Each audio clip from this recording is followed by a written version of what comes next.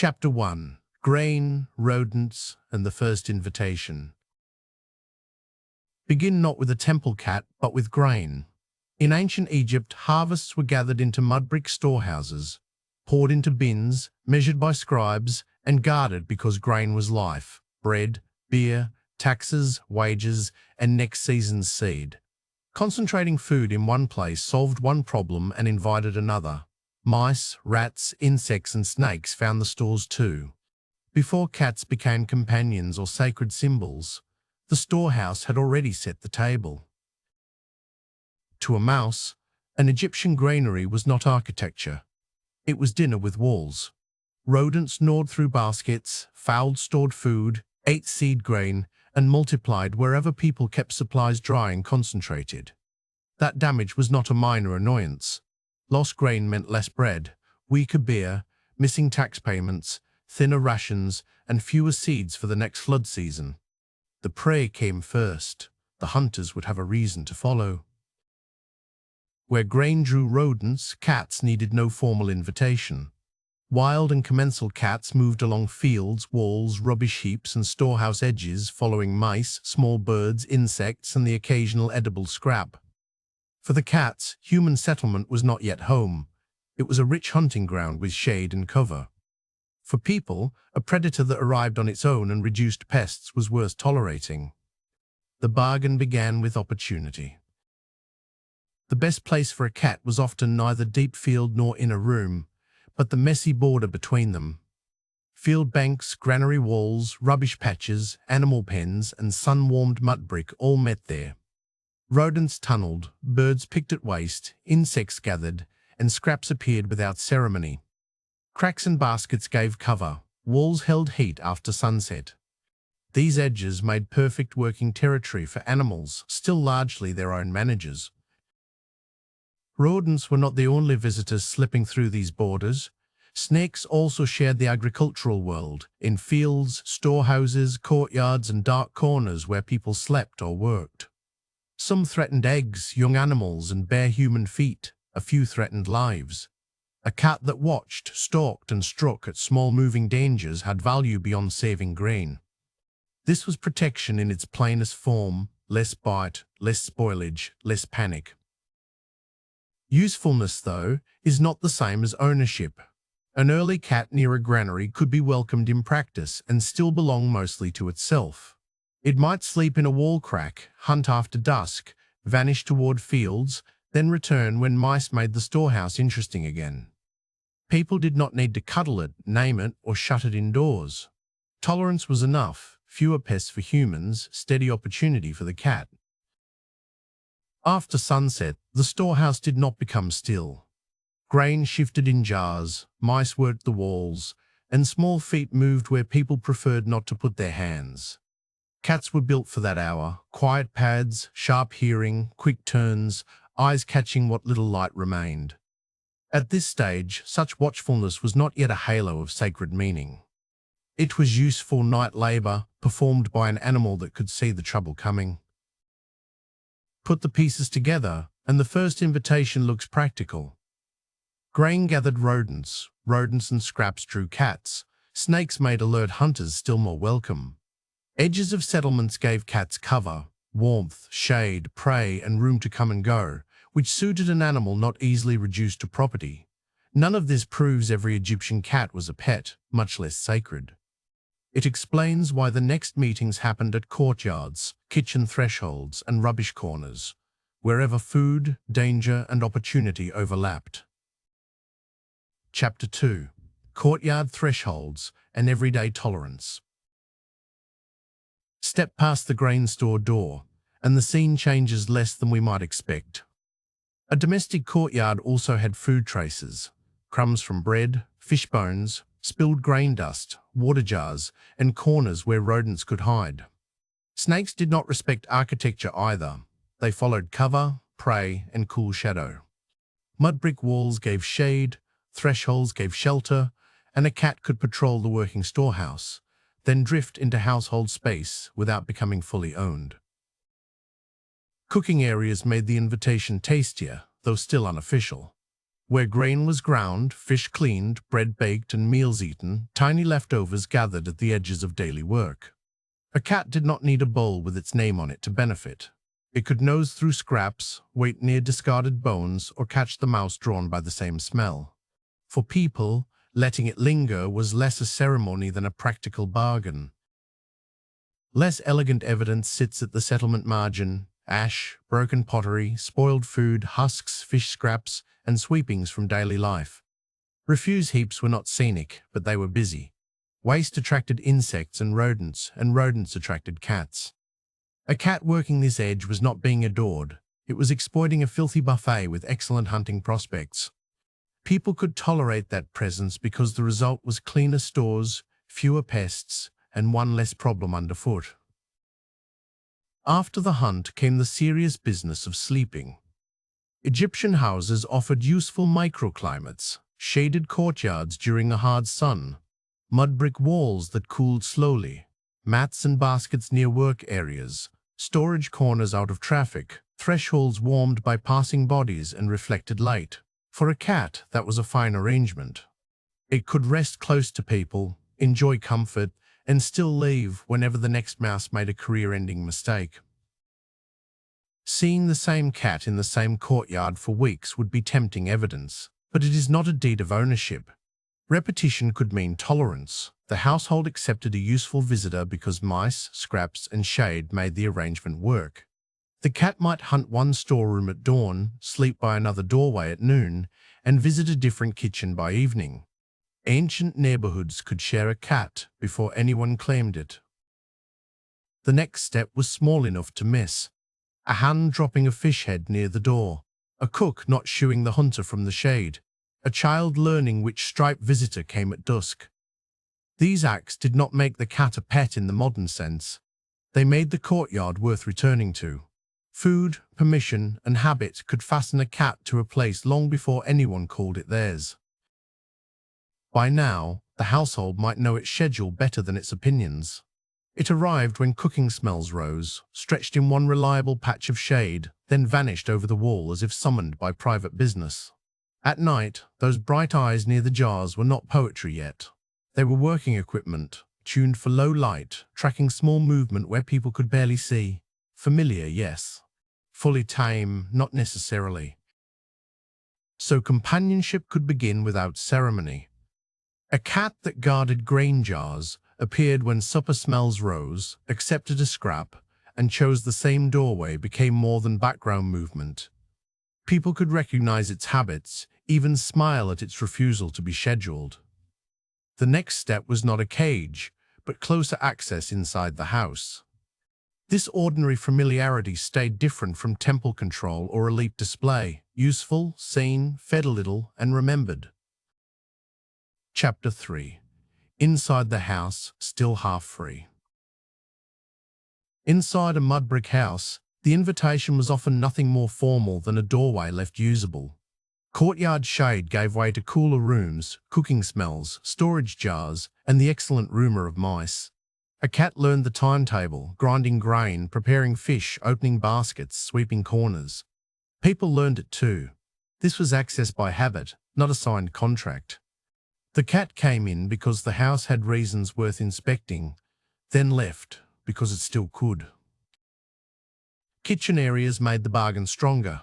Grinding grain left dust, fish and fowl left bones, and cooking produced scraps too small to store, but interesting to anything with whiskers. A cat did not need a manger or a keeper's ration to profit from this. It could take leftovers, hunt the mice drawn by the same food, and remain just independent enough to seem less like livestock than a sharp-eyed guest with excellent timing. Resting places are harder to prove than hunting grounds, but the house gives clues. Reed mats, baskets, folded textiles, and storage rooms offered warmth, cover, and good sightlines over the things mice liked best. A corner near jars or sacks could be shelter and surveillance at once.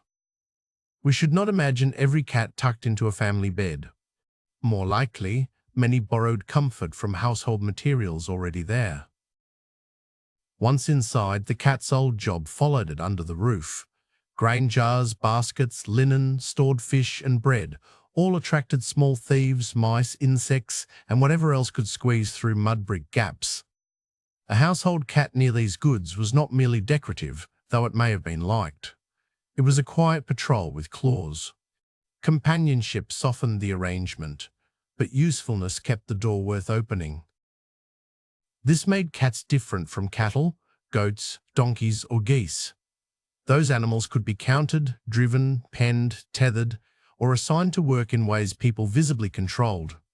A household cat was harder to file under management. It might accept scraps, sleep near storage jars, and patrol the room, then vanish over a wall with no apology whatsoever. Its value lay partly in that freedom, close enough to help, independent enough to hunt on its own terms. The clearest shift comes with hands. Someone drops a fish scrap near the threshold. Someone waves a child away before the familiar hunter is chased from its mat. Someone lets it curl beside a sleeping area because the room feels safer with those ears awake. None of this proves pure affection. It may be habit, pest control, fondness, or household order. But it is involvement, and the cat has noticed. Over time, the same half-free visitor could become more than a cat. It had a favored corner, a usual hour, a recognizable walk, perhaps even a talent for appearing when fish was cut. Repetition gives personality a stage. Still, ordinary affection is one of the hardest things for historians to catch. Unless a bond is fixed in an image, a burial, a name, or some unusual object, we are often tracing warmth by its shadows. Once a cat had become familiar in this way, it was ready for a different kind of survival. Survival as an image. An animal known for alert eyes, neat movement, useful hunting, and comfortable nearness to people could be painted in tombs, shaped into small objects, or worked into household decoration. But those images are chosen records. They preserve what people valued, not every bowl, scratch, nap, or escape over the wall. Chapter 4. What images chose to remember. A New Kingdom tomb painting detail gives us a quieter Egyptian cat, not stalking grain stores or bursting through reeds, but placed inside the human household, close to furniture and seated bodies. That is already evidence. The animal has entered a scene people paid to preserve. A familiar hunter has crossed from useful presence into visual memory because someone decided a cat belonged in a human world worth showing.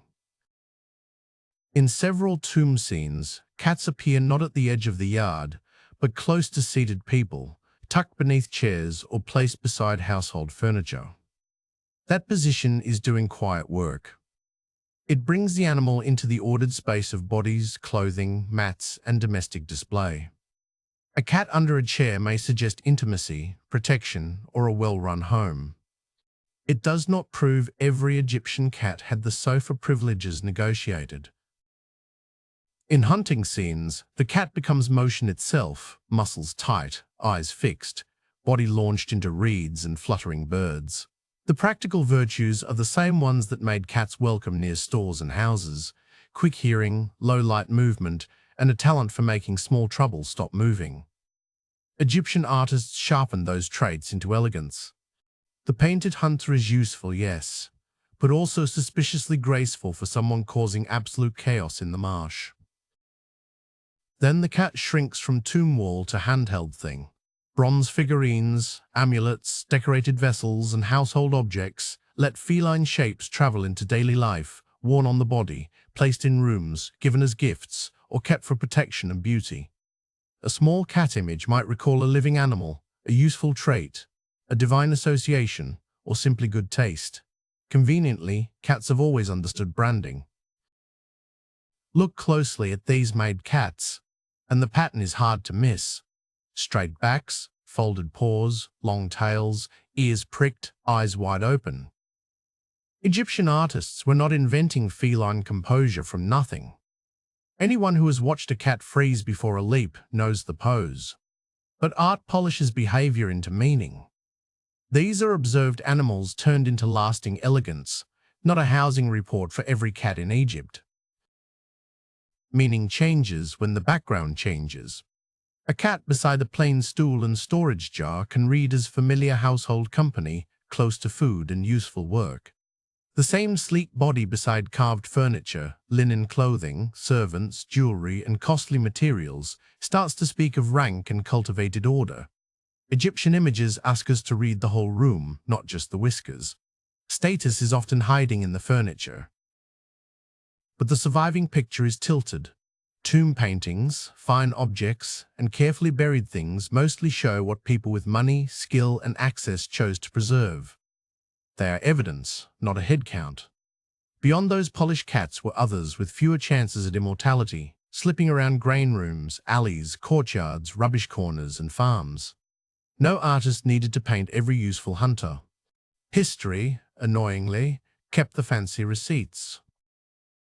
So the images have been choosing, not merely copying. They preserve the cat as watchful eyes, poised body, skilled hunter, close companion, household protector, and sometimes a sign of rank. Those traits mattered because they already worked in real life. Pests fled, stores were safer, rooms felt guarded, young life could be protected, and elegance cost nothing to admire. From here, Egyptian thought could enlarge the cat into fertility, protection, and sacred meaning.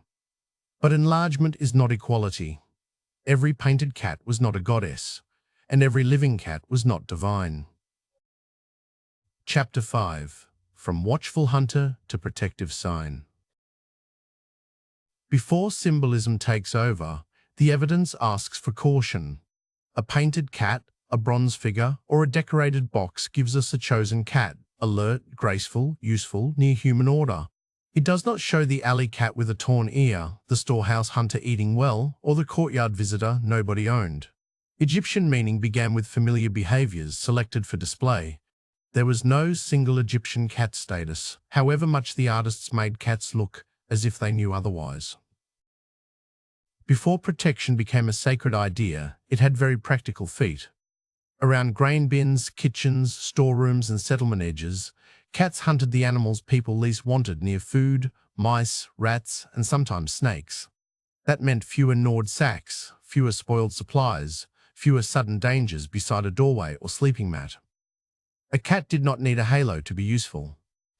Teeth and claws could guard bread, beer, seed grain, and household peace. At dusk, the cat's usefulness did not clock out. Low light favored an animal built for small movements, quick sounds, and a flicker beside a jar or wall. To people guarding grain and sleeping near food stores, those bright eyes could look almost unnervingly awake. First, this was biology, better hunting when rodents became bold. Later, the same watchfulness could carry larger meaning. The symbol began with a very practical stare. Look at the body now, not the catch. Egyptian cat images often linger on the curve of the back, the tucked paws, the upright ears, the tail held with ridiculous confidence. That elegance was not invented out of thin air. Anyone who watched a cat cross a courtyard or freeze before a pounce knew the pose. Artists turned real feline control into a visual language of order, alertness, and quiet power, not a fantasy of luxury. A female cat changes the evidence again. She is not only a hunter in the grain dust, but an animal surrounded by kittens, milk, grooming, and constant small emergencies. Egyptian viewers could connect that visible abundance with care, household continuity, and flourishing. Carefully, though, the meaning depends on context. A mother cat in life, in an image, or in later divine association may suggest fertility, but it does not make every litter a sacred argument. Culture did not have to drag the cat into symbolism by the tail. The raw material was already there in ordinary life. The hunter at the grain jar, the watcher in the dark, the mother guarding kittens, the body held like a coiled spring. Over time, these familiar traits could be enlarged. Protection became power. Grace became order. The household animal did not vanish. Its meaning simply gathered around it. Here is the necessary line in the sand. A cat beside a goddess, on an amulet, or shaped in bronze, is not the same as a living cat under a grain bin. Sacred imagery raised certain feline qualities into religion, but real cats still padded through farms, streets, homes, and storerooms with very mixed fortunes. Some were useful workers, some familiar guests, some barely tolerated. Divine symbolism did not come with a universal cushion. So the map gains a new layer. Cats could still be rodent catchers near grain, half-free visitors at doorways, or poised shapes chosen by artists. Now their watchfulness, hunting, grace, and care for young could also carry protective force. That matters because religion did not erase the ordinary cat. It prepared the next setting. Goddesses, shrines, offerings, and temple practice built on meanings that began with familiar behavior. Chapter 6. From Sacred Symbol to Temple System.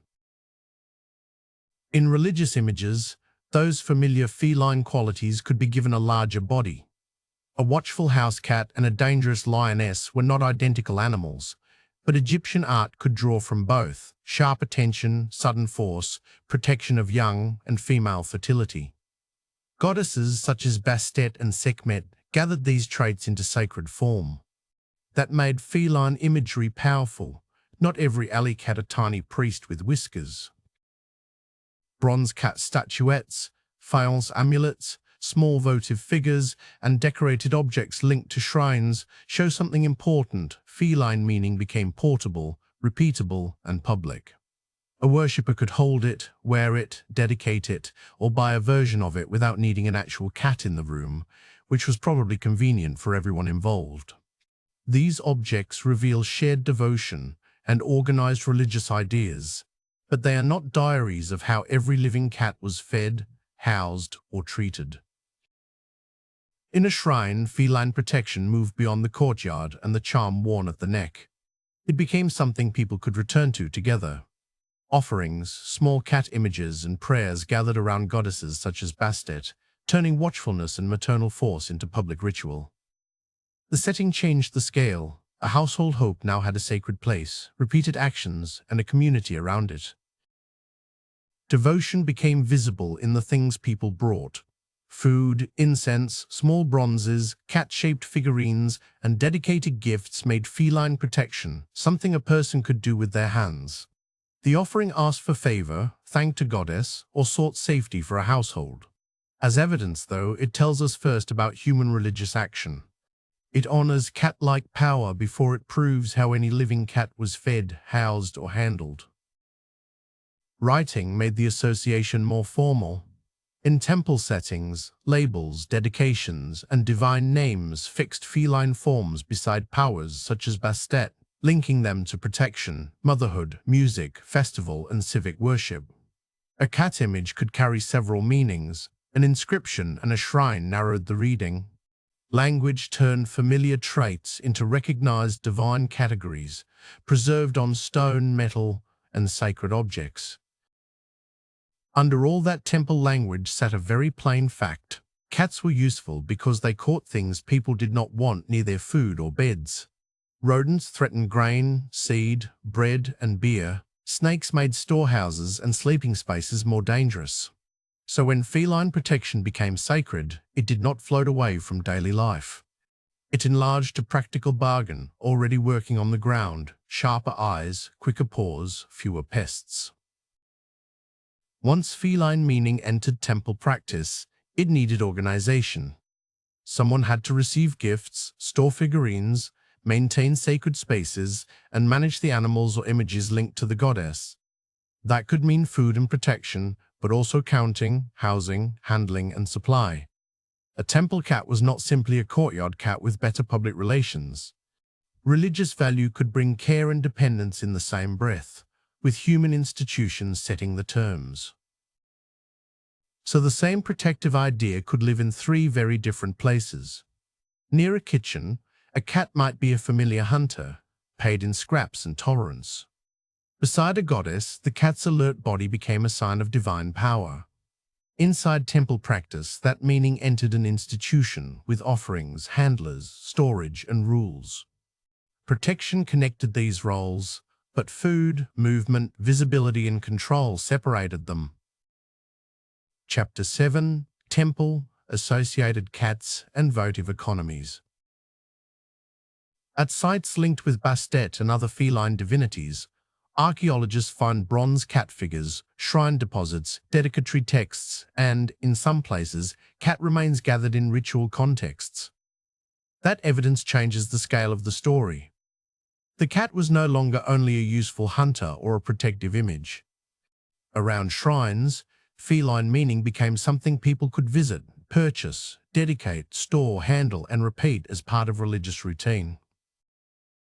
A votive offering was devotion made touchable, a bronze cat, a small figure, or a wrapped cat body dedicated to a deity in hope, thanks, or petition. One gift is piety, hundreds become evidence of demand. The deposits around temples show religion as repeated material behavior, with artisans, sellers, priests, and suppliers drawn into the circuit. Even prayer could leave a supply chain. A visitor did not simply wander into the sacred system and hand a cat to the goddess. Temple space was managed. Priests and attendants controlled who entered, where offerings went, how objects were dedicated, and how animals were kept or prepared. That mediation mattered. It turned private devotion into an authorized ritual act. The cat's sacred value passed through human hands first, which is a very Egyptian reminder that holiness often came with administration. When demand grows, animals usually become organized. Cat mummies and clustered remains suggest that some temple-linked cats may have been fed, housed, bred, confined, or otherwise managed to supply ritual needs. But this is where the evidence must keep its sandals on. Bones, wrappings, and deposits can show an outcome, a cat prepared for devotion. They do not always show the daily room, the food bowl, or the kindness of the hand. Look closely at a cat mummy, and the evidence has two layers. Inside is an animal body. Outside is a crafted ritual object, shaped with resin, linen, patterning, and sometimes a mask or painted face. Careful wrapping can look intimate, but the large numbers and clustered deposits near sacred sites point beyond private grief. Many of these cats were prepared as offerings, portable acts of devotion, made durable enough for the gods and for archaeologists. For a pilgrim, a cat offering could be prayer with a receipt attached. Someone seeking Bastet's favor might buy a bronze figure, commission a dedication, or fund a prepared animal through temple channels. That made the shrine more than a backdrop for belief. It became a place where visitors, priests, makers, and animal suppliers met. Sacred value turned into organized exchange, and feline divinity gained a practical address in the temple economy. Set beside the grain store hunter or the courtyard regular, the temple cat occupied a stranger position. Its meaning could rise, linked to divine protection, handled in ritual, made visible in offerings. Yet that rise could narrow its life. A working cat might slip away after catching a mouse. A household cat might choose the warm mat. A temple-associated cat could be contained, processed, wrapped, and dedicated. Sacred, yes. Free? Not necessarily. So temple evidence gives us cats in abundance, mummies, deposits, figures, inscriptions, and ritual contexts. But abundance is not biography. It shows a religious system working, with demand, handling, offerings, and institutions strong enough to leave a heavy archaeological footprint. The next contrast is quieter but more personal. Cats in elite rooms, where visibility comes less from mass devotion and more from furniture, status, display, and the possibility of individual attention. Chapter 8. Elite Houses and Visible Status. Now the cat leaves the temple store of offerings and steps into a more private kind of evidence, the elite room. Here, painted walls, fine chairs, linen clothing, jewelry, servants, and arranged interiors do much of the talking. A cat shown in this setting is not just another ritual unit in a votive system. It belongs to a household image, close to rank, taste, and personal display, even when sacred associations still purr politely in the background. In these elite scenes, rank is built from the room outward. A carved chair, patterned textiles, jewelry, attendants, and walls packed with ordered decoration frame the animal before we judge the animal itself. The cat's placement matters because the composition controls it. Beside a grain jar, the same animal reads as useful. Beneath an elite chair, it begins to keep social company, and the room does half the talking.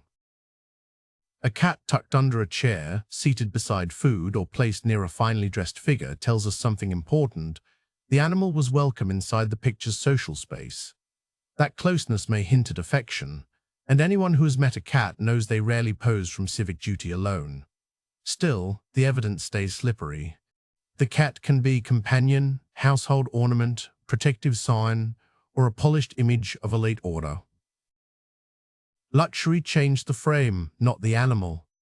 In a wealthy house, a cat could lounge near polished furniture and still be prized for the same old talents: sharp hearing, quick paws, night watchfulness, and an unsentimental interest in rodents.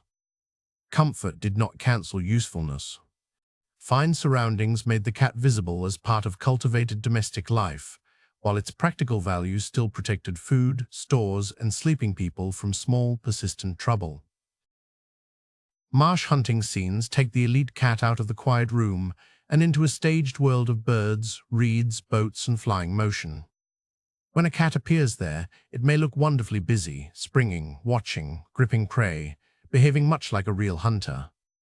But the scene is also aristocratic theatre. The marsh becomes abundance under control, nature arranged for leisure, and the cat, naturally dramatic, plays its part with claws out. The cat could also travel without moving at all.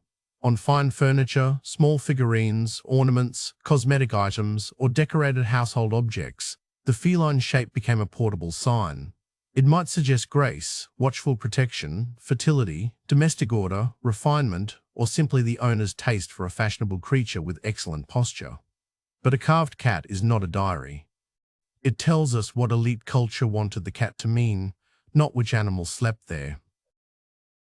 With wealth came steadier options. An ordinary household cat might get scraps, shade, and the great privilege of not being chased away. In an elite compound, some cats could plausibly receive more regular food, safer rooms, softer resting places, closer handling, even adornment. The evidence does not make this normal for every Egyptian cat. It shows what resources allowed. Care could become more deliberate when a household had surplus, staff, and reasons to display it. That visibility matters. The cat beside fine furniture, the cat turned into ornament, the cat placed within an elite household image, all belong to worlds able to make animals last in the record.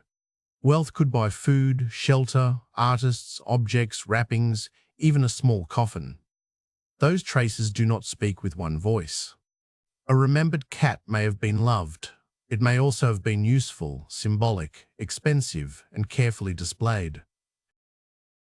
Chapter 9. Mourning, Burial, and Individual Care. Funerary evidence gives us some of the most intimate-looking cats in Egypt: mummies, small coffins, graves, tomb images, inscriptions, grave goods, and the bones themselves. But here the historian has to keep both feet on the floor. A preserved body proves that humans acted after death.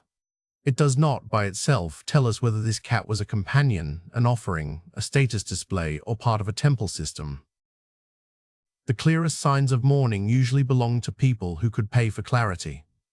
A cat placed near a tomb, wrapped carefully, given a decorated coffin, shown in a painted scene, named, attended, or buried with objects, has been pulled into a world of expense. That may preserve affection, status, religious hope, or all three. Poorer households could have missed a cat just as sharply, but grief without materials rarely survives the sand. A single cat burial changes the question. When remains are carefully arranged, placed in a separate container, set near a human burial, or treated with unusual attention, the evidence points to an individual animal, not just a generic feline symbol. That is where attachment becomes possible. Still, the grave is not a diary. It can show special handling, cost, and association with people. It cannot supply the full daily relationship behind them. Painted cats in tombs add another kind of afterlife, not wrapped linen, but memory fixed on a wall. A cat under a chair may help define a household as orderly and intimate. A hunting cat in the marsh can preserve skill, protection, and elite leisure in one tidy image. Yet these scenes are chosen images. They may remember the role a cat ought to play, not the exact career of one animal. Set beside those individual burials is a very different mountain of evidence, mass deposits of cat mummies. Many were not private farewells to a named animal, but offerings tied to temples, pilgrimage, and devotional demand. A worshipper could dedicate a wrapped cat as part of seeking divine favor. That tells us cats carried sacred value, certainly. It does not mean every bundle belonged to a household companion mourned by name. Under the wrappings, archaeology gets less poetic and more useful. X-rays, CT scans, and bone study can reveal a cat's age, broken limbs, healed injuries, disease, killing method, preparation, and whether the body was complete or assembled. Burial position and find spot add another layer. This evidence can correct a pretty picture or complicate an inscription. But even bones have manners. They tell us what happened to a body, not always why anyone cared. Most Egyptian cats, though, probably left no neat ending for us to find. A granary hunter might die beyond the walls. A courtyard regular might be cleared away with other refuse, or simply vanish into decay, scavengers, and unexcavated ground. That silence is not a verdict on value. The cat that kept mice from grain jars, slept by the kitchen shade, and knew every human footstep could matter deeply without earning linen, paint, or a coffin. Funerary treatment is powerful evidence, but it is only one stream. Elite memorials show what wealth could preserve. Individual burials may point to special care. Votive mummies reveal ritual demand and temple systems. Ordinary silence may hide working cats and household familiars who still mattered. So burial helps us ask better questions. It does not crown one Egyptian cat experience as the truth. Next, the evidence has to sit side by side. Chapter 10. Reading the evidence without flattening the cat. Lay the evidence out like a table of mismatched clues.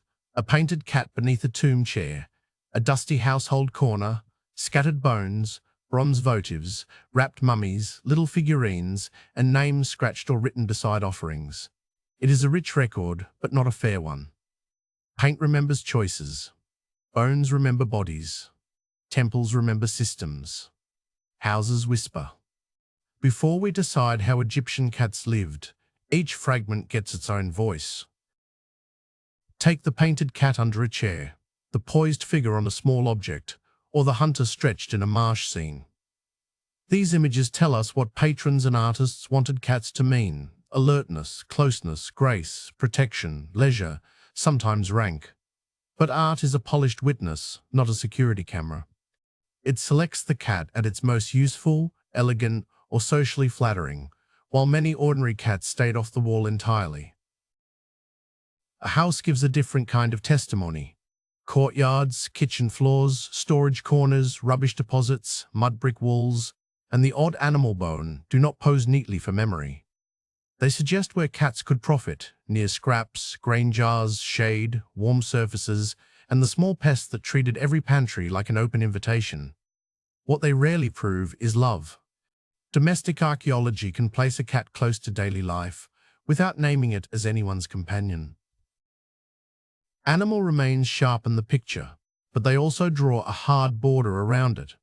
A cat skeleton can show presence at a site, age at death, healed injury, cut marks, wrapping, burning, burial, or casual disposal.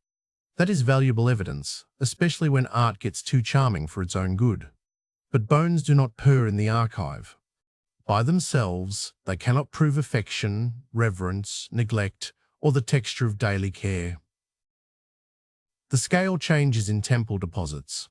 Clusters of cat mummies, votive figures, shrine objects, and offering debris point first to organization. Worshippers wanted dedications, temple personnel handled them, and sacred space gathered the results. This evidence shows demand, ritual preparation, and institutional control with impressive clarity. For the living cat behind any one bundle, though, it leaves harder questions. Food, housing, handling, freedom, and comfort remain context, not assumption. Writing adds another voice, but it is usually the voice with a seal, a temple wall, or a tomb budget. Names, labels, dedications, offering formulas, and religious titles can identify ownership, ritual purpose, divine association, or elite remembrance. They help sort categories, which is no small gift. Still, they rarely preserve someone muttering, "Who let that cat into the fish again?" Written evidence is powerful, formal, and socially uneven. So the working rule is simple. First, name what is directly shown: bones, fine spots, wrappings, images, inscriptions. Next, make strong inferences. Scraps and rodents suggest food access. Courtyards and walls suggest shelter. Thresholds suggest movement. Penned or bundled remains may suggest control. Last, admit what stays uncertain: affection, comfort, danger, fear, freedom, and motive. Fear, freedom, and motive. Ritual value may be visible in offerings, while daily welfare hides behind them. The cat, as usual, refuses to file a full report. Set side by side, the evidence gives us not one Egyptian cat, but a whole caste. The graveyard hunter, the familiar courtyard visitor, the temple-associated animal, the cat posed beside elite furniture, and the wrapped votive or mourn body all belong to the same larger story. But they are not interchangeable. To understand how cats actually lived, we now have to compare conditions: food, shelter, movement, control, danger, comfort, and remembrance. Chapter 11. Living conditions across cat worlds. Before we sort cats by comfort, we have to sort the evidence by what it can actually show. Tomb paintings preserve posture and prestige. Bones mark presence, age, or handling. Household rooms suggest access to food and shelter. Temple deposits reveal ritual systems. Mummies, objects, and text record human choices around cats. Useful evidence, yes, but not one normal cat life wearing 6 different collars. Out beyond the tidy scenes of tomb art, many cats likely lived by edges, fields, grain stores, rubbish heaps, alley walls, and the backs of mud brick houses. These places offered a practical menu: rodents in the grain, insects in refuse, snakes in warm corners, scraps where people worked, and shade or cracks to vanish into. Their welfare depended less on formal care than on opportunity, skill, and whether nearby humans found them useful enough to tolerate. Step closer to the doorway, and the bargain changes. A cat near a kitchen or courtyard was no longer just surviving at the edge. It was becoming a known presence. Scraps might appear after cooking, a warm mat might be left undisturbed, and a storage room might stay open because the visitor earned its keep. This was care, but modest care, access, warmth, and peace, not a jeweled cushion or a locked indoor life. In wealthier settings, the cat could acquire a different shine. Tomb scenes and fine objects place felines near chairs, textiles, servants, food, and carefully ordered rooms. That setting matters. More resources could mean steadier meals, safer interiors, perhaps collars or other adornment, and human hands assigned to manage comfort. Still, a painted cat beside fine furniture may be loved, symbolic, status-conscious, or all three. Ancient display rarely labels itself for our convenience. Temple-linked cats entered a different kind of human system.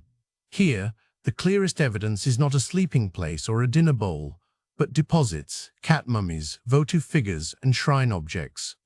Religious value could mean food, protection, and careful handling. It could also mean confinement, breeding, and preparation as an offering. Sacred importance might improve a cat's visibility in the record without proving a cozy daily life. After death, some cats become almost too easy to see. A wrapped body, a small coffin, a burial pit, or a thick deposit of mummies proves that people handled the animal with purpose. But purpose is the slippery word. The same evidence might point to grief, devotion, temple supply, elite display, or ritual purchase. The wrappings tell us human hands were busy. They do not always tell us whose cat this was. Set the evidence side by side and the trade-off sharpen. The graveyard cat had freedom, prey and hiding places, but uncertain meals and real danger. The household cat gained scraps, shade, and some protection while keeping a paw in the alley. Elite cats might enjoy steadier comfort with more handling. Temple cats could be guarded and fed, yet also confined and used. The best documented cat was not always the luckiest one. So the useful map is not a staircase from wild hunter to pampered sacred pet. It is a set of overlapping conditions: settlement edge survival, household tolerated presence, managed ritual care, elite comfort, and post-mortem treatment. One cat might touch more than one category, many touched only one. Egyptian attitudes were practical, affectionate, religious, status-minded, and inconsistent, because people usually are. The cat, naturally, kept its options open. Chapter 12. Ordinary Homes and Modest Care. Picture a modest courtyard, ash from cooking, storage jars against mud brick, reed mats pulled into shade, and a cat pausing near the threshold as if deciding whether this household is worth its time. For ordinary cats, this is the right scale of evidence. Not a modern indoor pet with a named cushion, but repeated access to useful spaces, scraps, warmth, shade, pests to hunt, and people willing to let it return. The invitation could be as humble as a fish spine by the kitchen, grain dust swept from a jar, or leftovers tipped into a rubbish corner. Those scraps attracted insects and rodents too, so a cat arriving for dinner might also arrive for work. Feeding did not need a bowl, a schedule, or a sentimental speech. Sometimes care was just waste made useful, with whiskers attached. Comfort could be modest and still matter. A shaded courtyard wall, a reed mat no one was using, a storage corner out of the traffic, or the warm edge of a cooking area could all become acceptable cat real estate. These places do not prove the animal was locked indoors or owned in a modern sense. They show something quieter. A household allowed a useful, familiar creature to share the best spots when available. Inside the house, usefulness still mattered. Grain jars, bread baskets, and storage niches were not charming decor to a mouse. They were a banquet with walls. Rodents damaged food, and snakes could turn a dark corner into a real danger. A cat moving along mud brick walls or waiting beside a jar offered practical protection. That did not make it pampered. It made it worth tolerating, feeding, and not shooing away.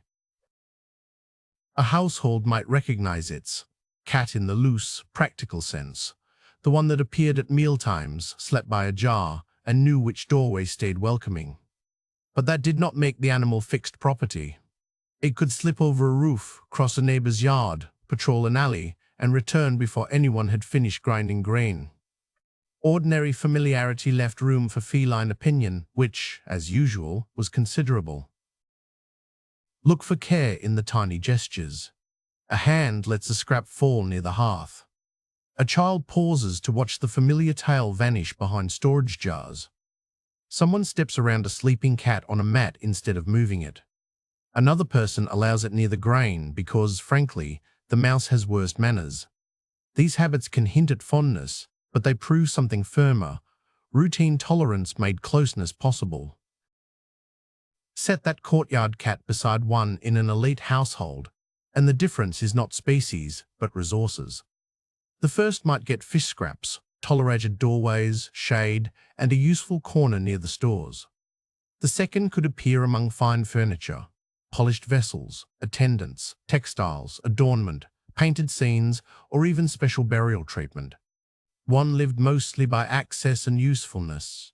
The other could become visible proof of comfort, rank, and remembered attention. So the ordinary household cat remains partly out of sight. Elite paintings, temple deposits, and mummies speak loudly. The courtyard cat leaves quieter clues. We reconstruct it from thresholds, kitchens, storage rooms, scraps, shade, and the stubborn fact that rodents kept arriving uninvited. That makes the picture careful, not dreamy, familiar, useful, sometimes liked, sheltered by access, and still free enough to leave. Next, the evidence grows more visible: posture, feeding gestures, adornment, and status. Chapter 13. Affection Made Visible. Then the evidence changes texture. A cat is no longer only inferred from scraps, stores, and practical tolerance. It is deliberately placed in an image or object meant to last. That choice matters. When Egyptians showed a cat near people, furniture, or domestic goods, they were selecting it for memory and display. The animal still carried its hunter's reputation, but now it also belonged to the household's visible identity.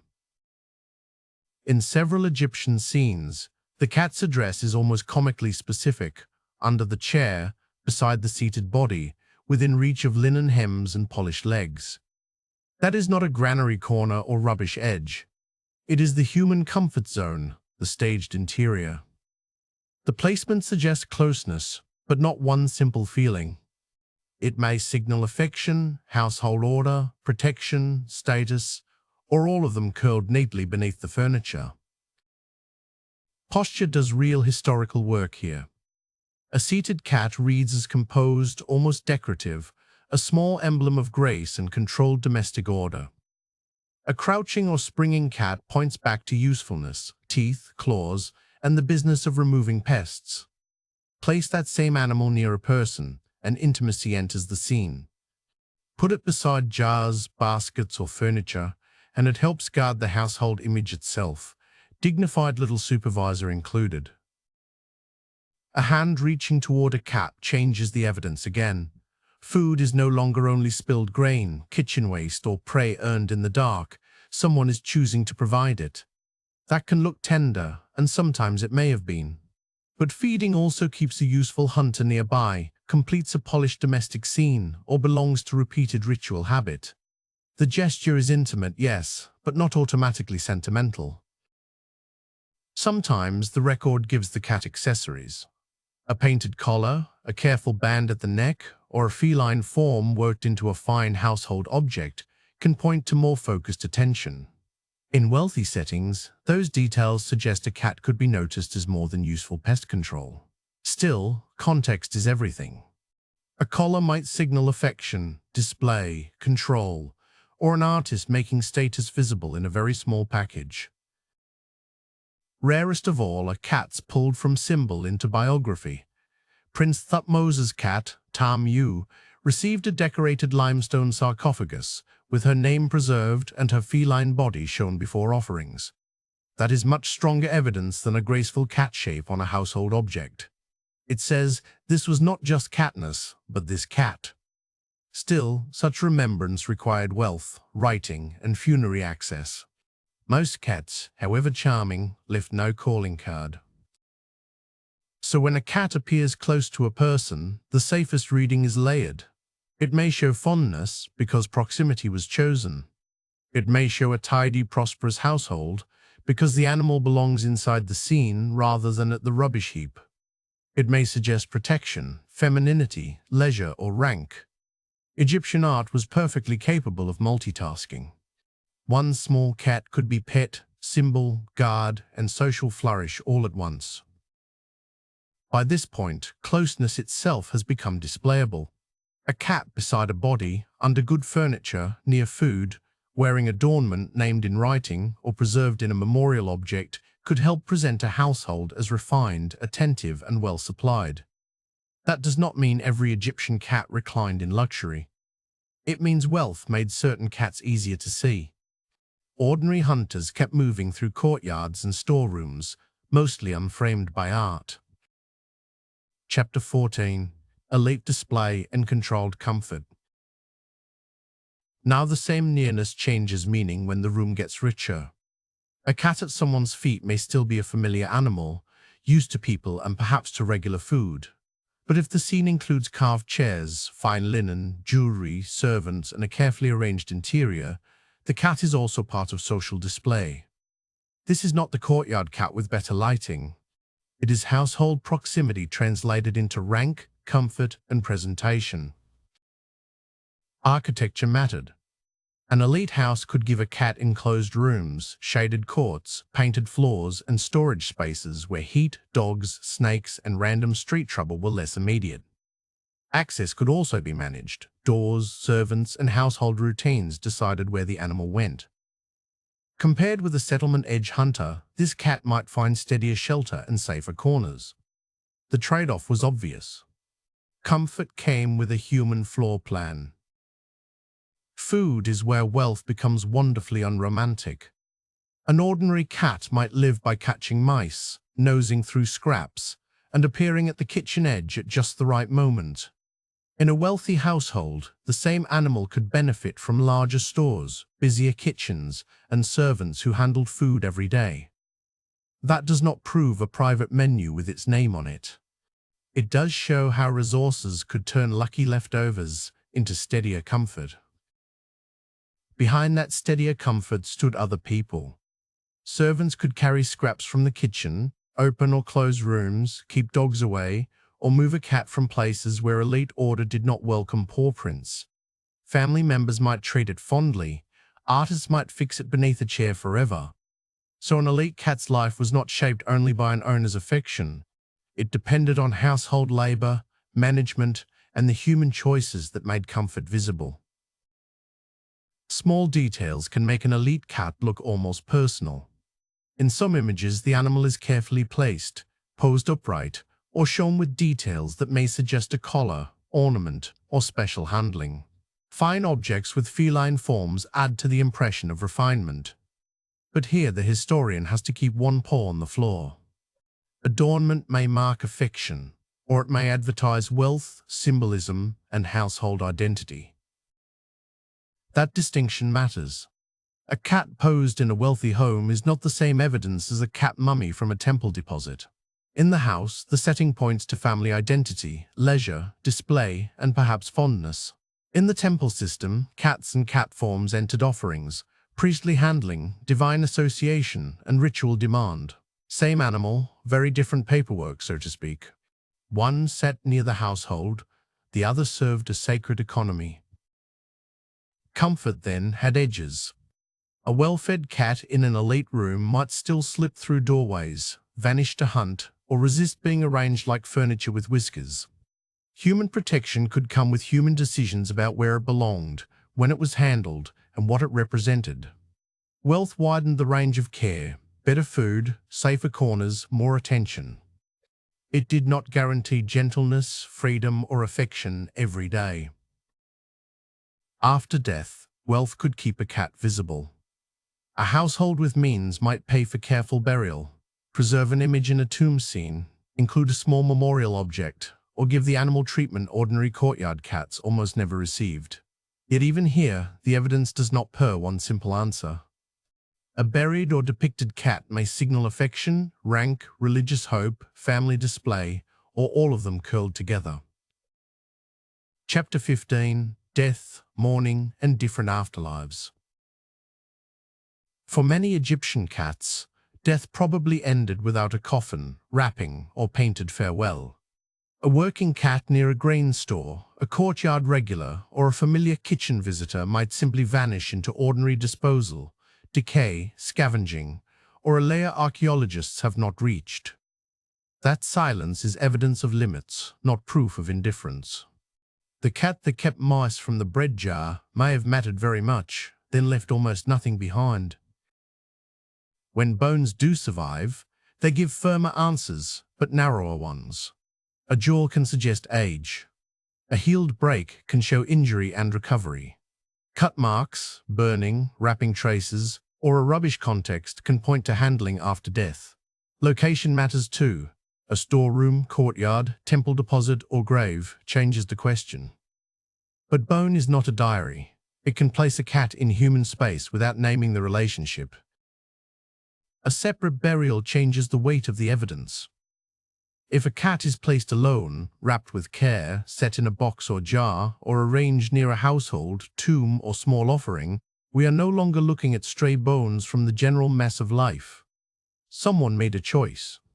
That may point to personal regard, status, or ritual meaning.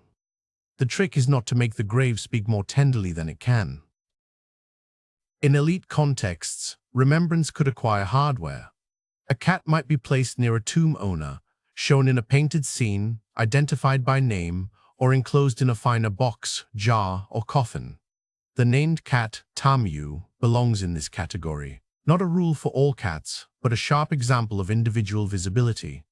Such choices could preserve feeling, rank, household pride, and protective hopes. Status, as ever, knew how to dress for grief. Wrapping a cat, by itself, does not tell us which story we are in. In one context, preservation may belong to an individual animal remembered by a household. In another, it may mark a sacred animal, a votive gift, or the output of an organized temple supply system. The linen is evidence of human labor and meaning, not a tiny label, reading, loved pet, definitely. Then there are the great votive deposits. Not one cat mourned in a private corner, but many cats prepared for dedication. Pilgrims could seek favor through offerings, while priests and temple workers mediated the process. Demand mattered. A wrapped cat might become a sacred transaction, part prayer, part institution, part economy. That religious role made the animal powerful as an object, but it did not give each cat a name, a biography, or a soft ending.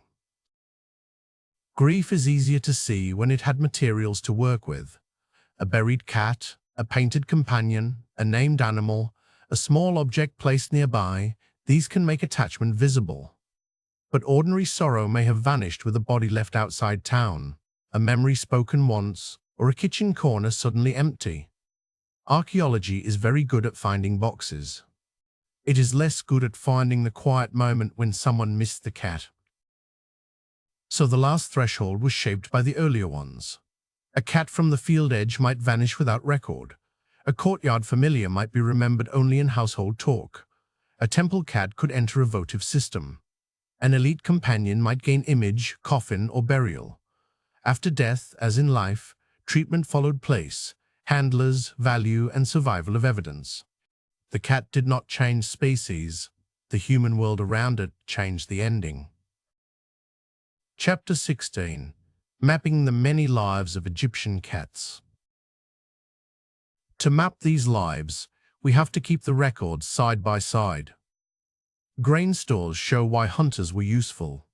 Household spaces hint at scraps, shade, warmth, and routine. Tomb images and elite objects preserve chosen cats, polished for memory and status. Temple deposits, mummies, burials, and inscriptions show ritual, preservation, names, and human decisions after death. One species appears across all of them. The mistake is making one record speak for every cat.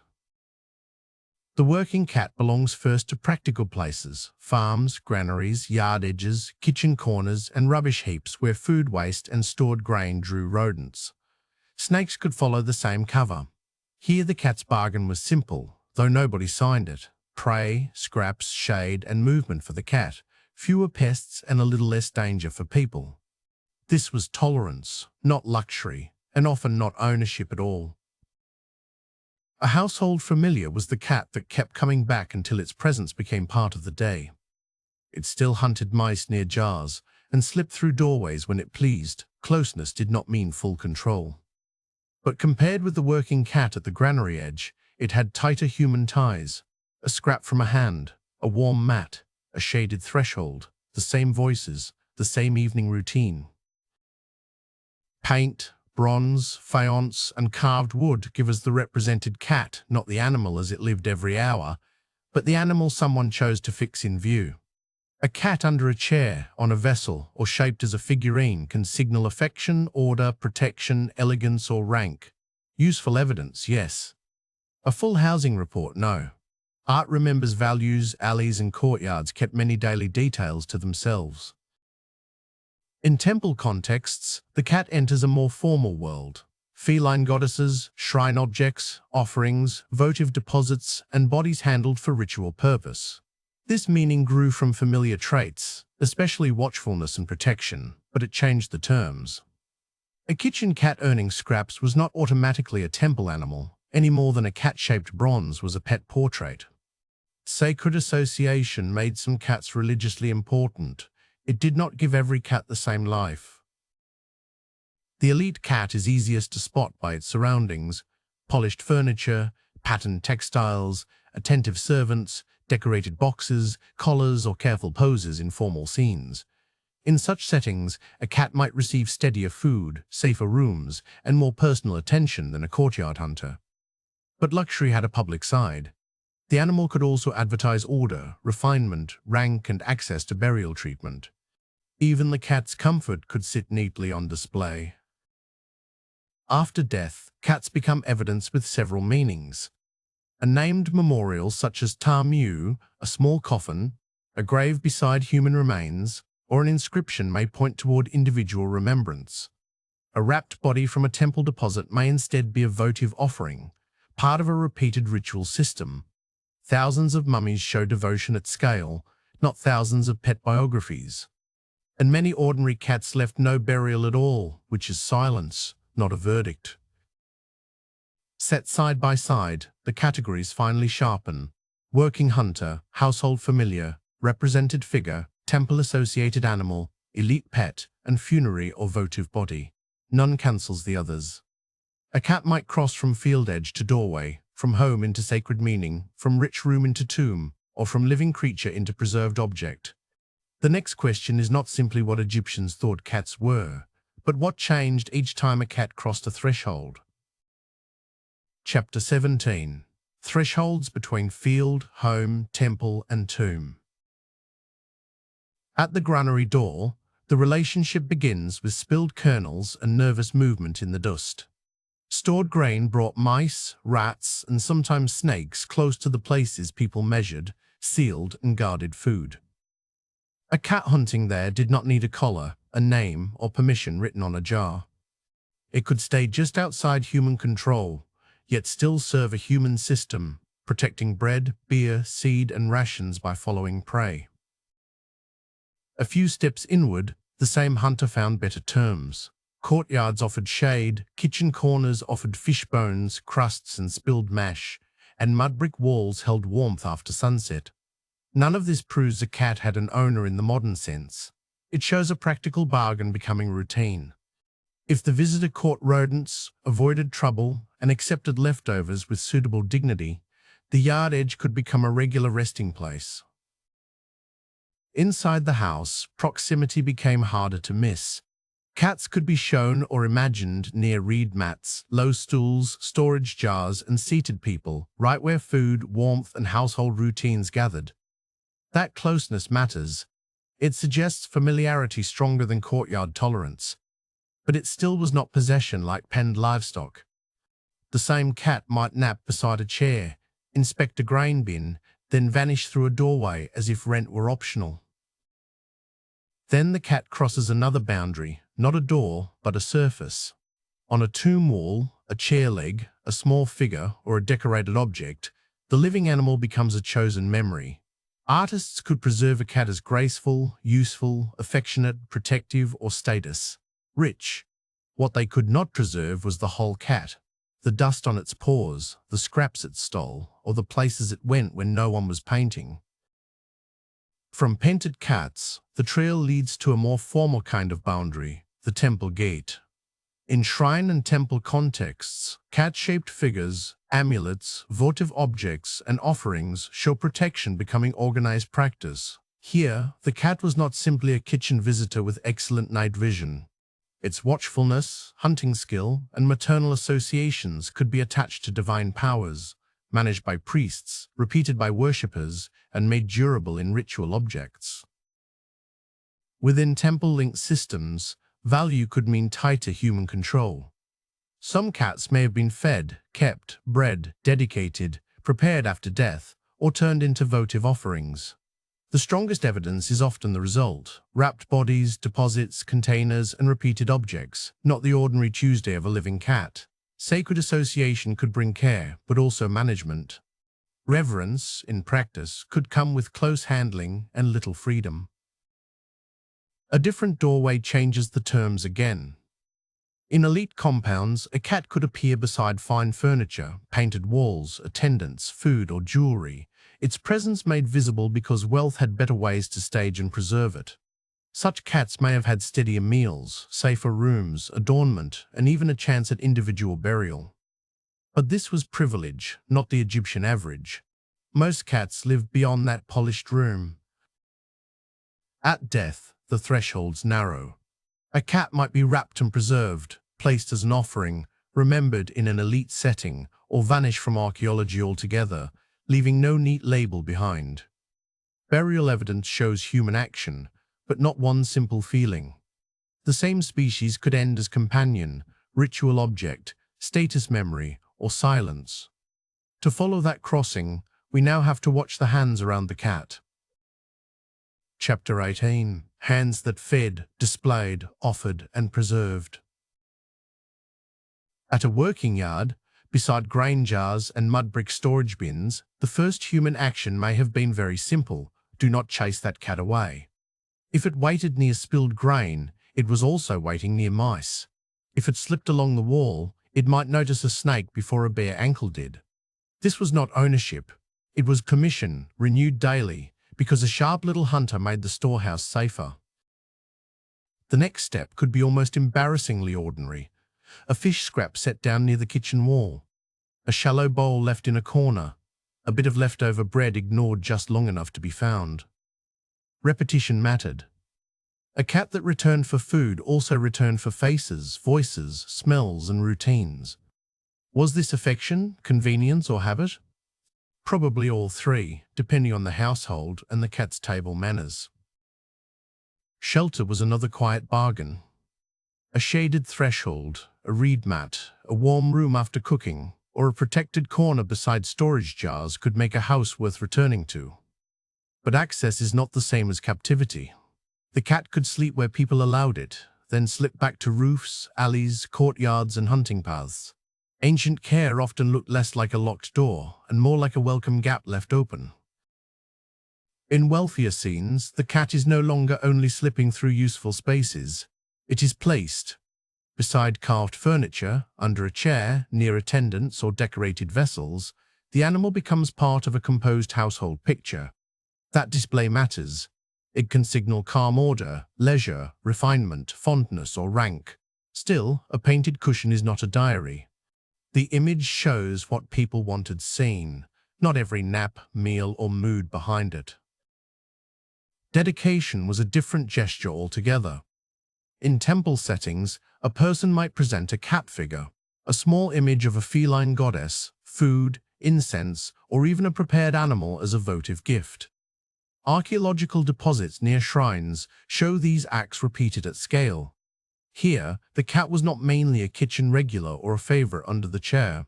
It became a message to the divine, delivered in whiskered form. When a cat entered paint, stone, bronze, wood, or clay, it passed through human hands again. A painter could tuck it beneath a chair. A carver could make it upright, alert, and polished. A modeler could shrink it into a portable charm. Posture, setting, material, and size were all choices. These objects preserve selected meanings: grace, protection, status, devotion.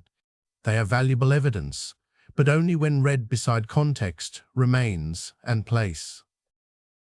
After death, some cats were handled with even more deliberate care.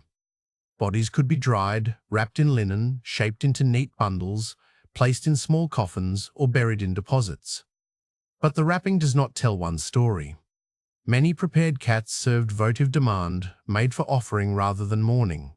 Others, especially in elite or household contexts, may point to memorial care or attachment.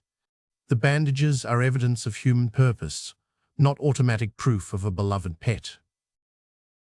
Put these hands together and the pattern becomes clearer. One person let a hunter stay near grain.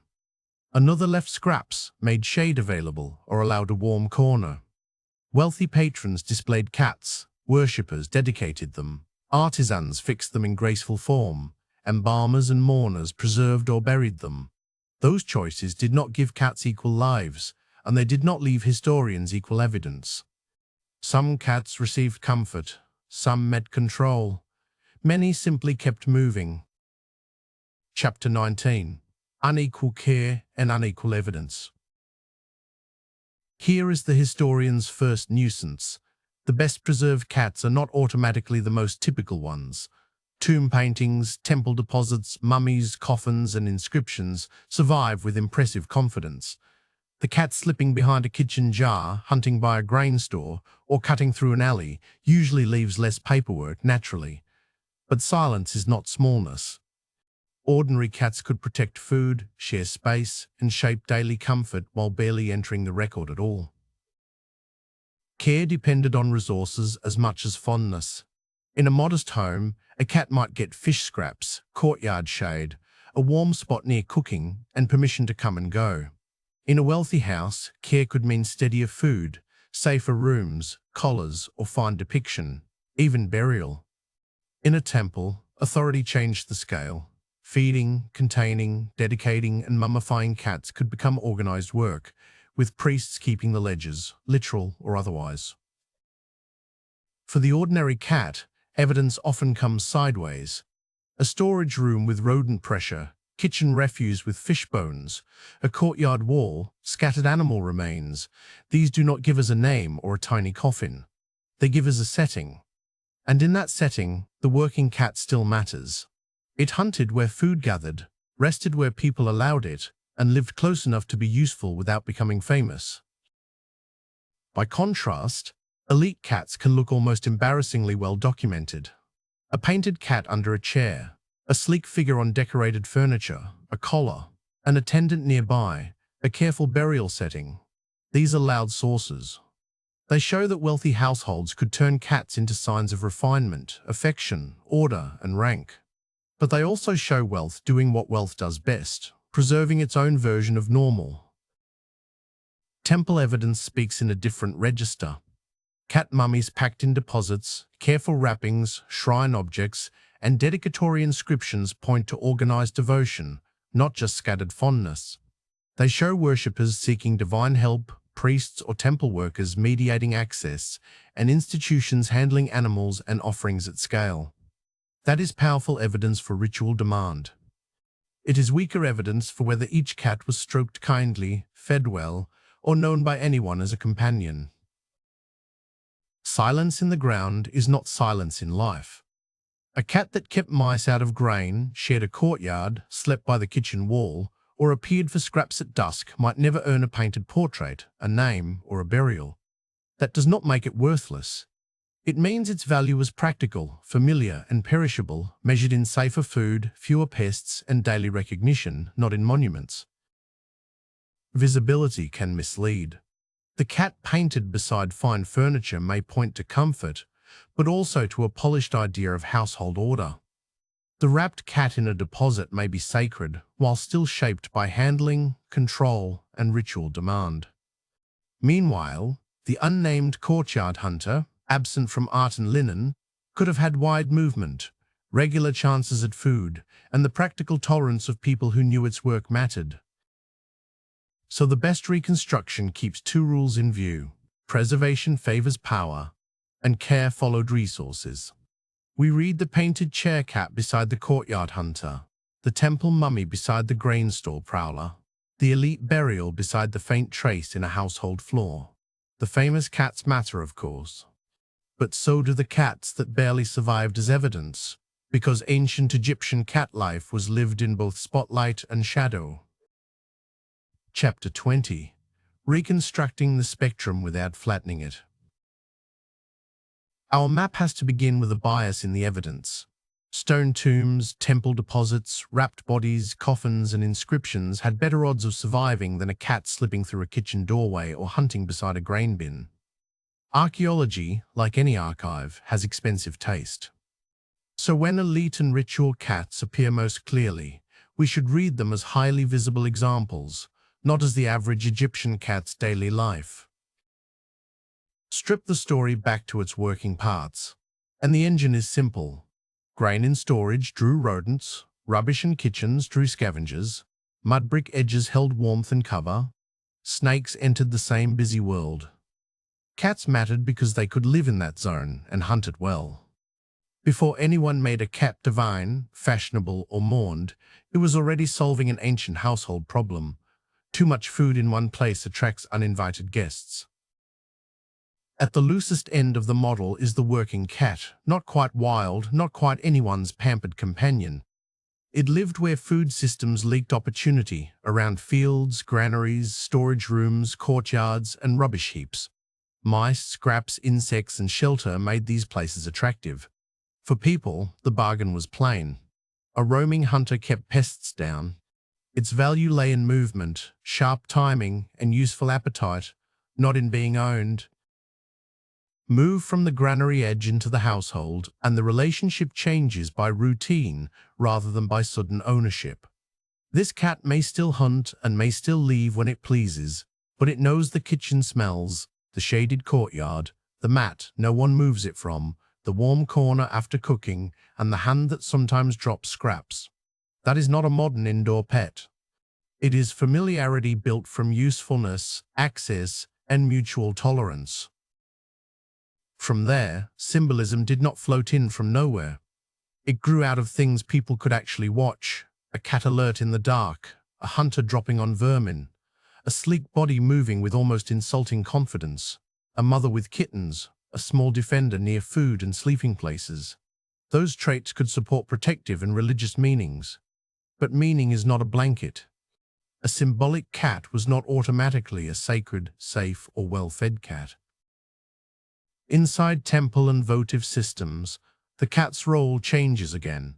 Here, the clearest evidence is often not a cozy daily scene, but a managed outcome: offerings, deposits, prepared mummies, and ritual objects linked to feline divinity. Religious demand could mean food and protection, but also handling, confinement, breeding, priestly mediation, and eventual mummification. In other words, sacred attention could open the pantry door and also close the cage. In elite contexts, the evidence becomes easier to see because wealthy people could make cats visible. Tomb scenes, fine furniture, decorated objects, collars, attendants, ordered interiors, and special burial treatment could all pull a cat into display. That may point to affection, it may point to status, protection, symbolism, or household polish. Often, the honest answer is several at once. A cat near a fine chair is still evidence, not a diary. So the Egyptian cat is best read as a range, not a rank. One cat guarded grain by accident of appetite, another became a household regular. Another appeared as a protective form in art. Another entered temple routines, votive practice, elite display, or burial. Same whiskers, very different contracts. To keep them straight, we now turn from model to fragments, images, bones, texts, mummies, and the quiet archaeology of homes. Chapter 21. Case Studies in Fragments. A painted cat under a chair, a jawbone in a rubbish layer, a wrapped body, a bronze figure, a scratched name. Each is useful, and each is stubbornly incomplete. One fragment can prove that a cat mattered in that place, to those people, for that purpose. It cannot speak for every courtyard hunter, temple animal, or pampered elite companion. So we read each clue twice, first for what it shows, then for what it merely hints. Start with the humbler clue: a settlement layer beside a kitchen, storage jars, ash, fish bones, grain dust, and perhaps cat remains among the debris. That does not give us a named pet or a lap to sit on. It gives us a place where food attracted rodents, scraps rewarded patience, walls made shade, and household routines made return visits worthwhile. Affection may be nearby, but archaeology has not caught it purring. Now take a painted cat in a tomb scene: sleek body, forward ears, eyes fixed, placed close to human order rather than lost in the alley. The image tells us less about breakfast and sleeping arrangements than about ideals. Egyptians could frame cats as graceful hunters, useful guardians, intimate companions, or signs of a polished household. Art chooses its cat carefully. Real cats, as usual, were probably less cooperative. A bronze cat figurine from a shrine deposit changes the question again. Its material, placement, and divine association point to dedication. Someone offered feline form to a sacred power, probably seeking protection, favor, or thanks.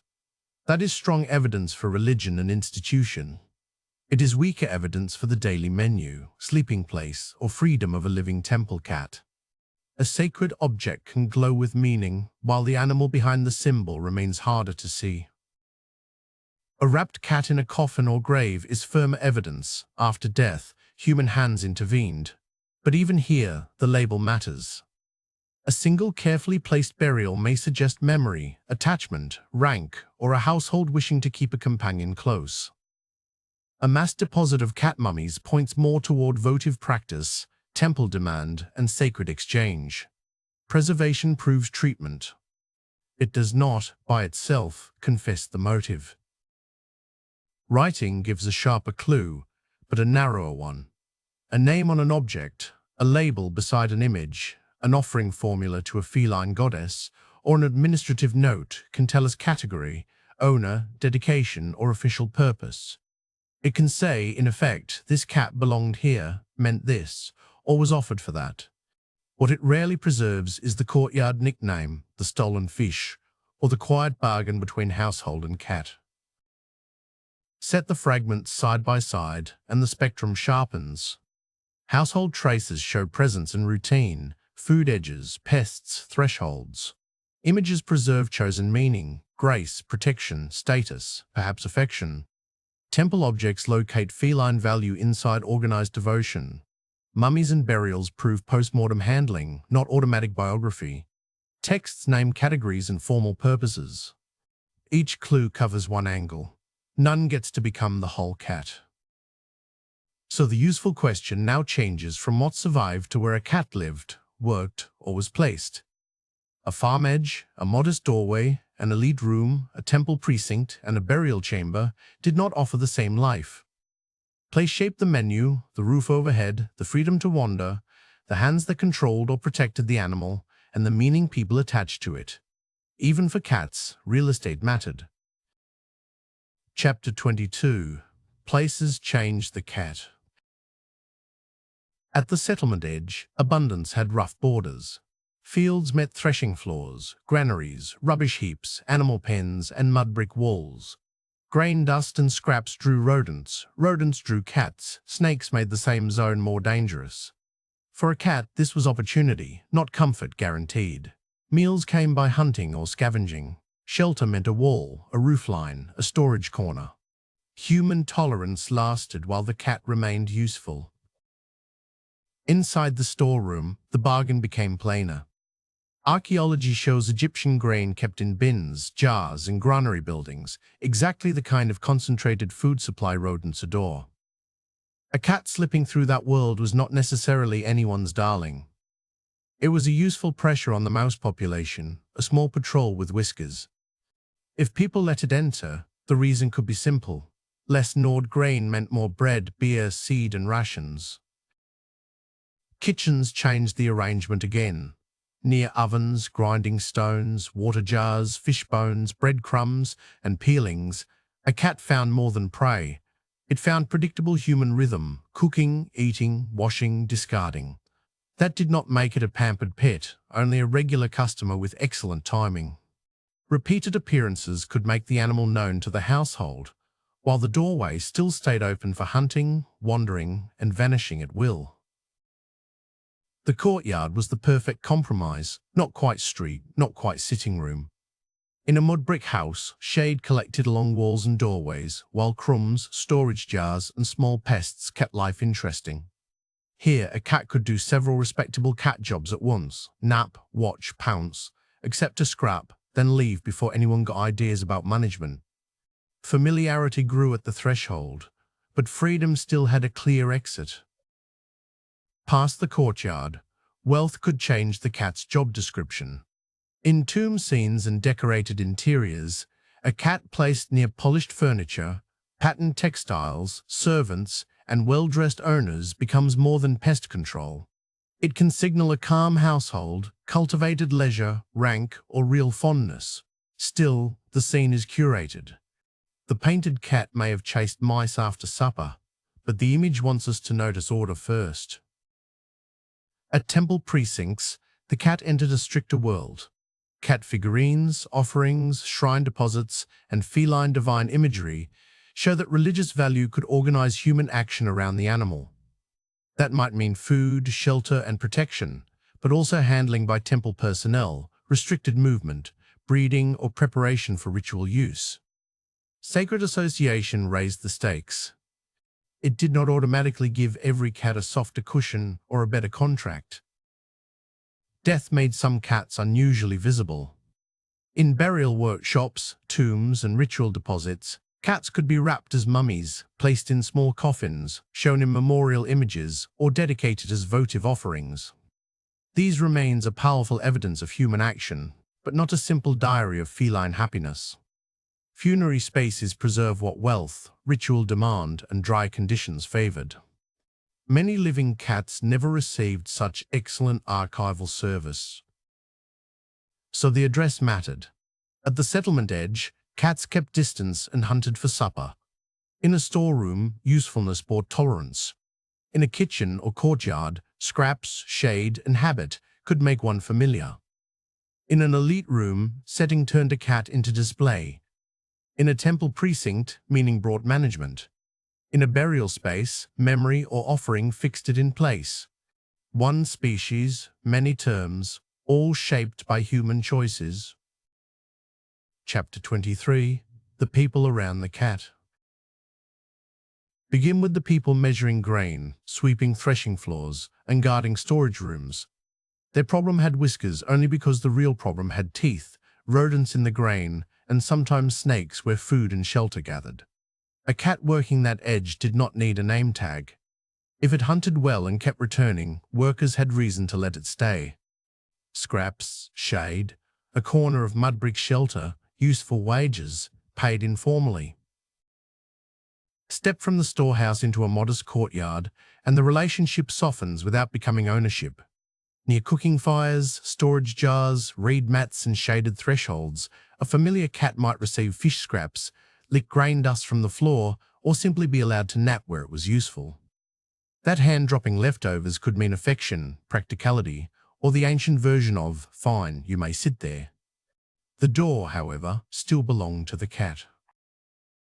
Inside the house, the cat's value could be felt before it was painted as a noble symbol. Rodents gnawed at stored food in corners.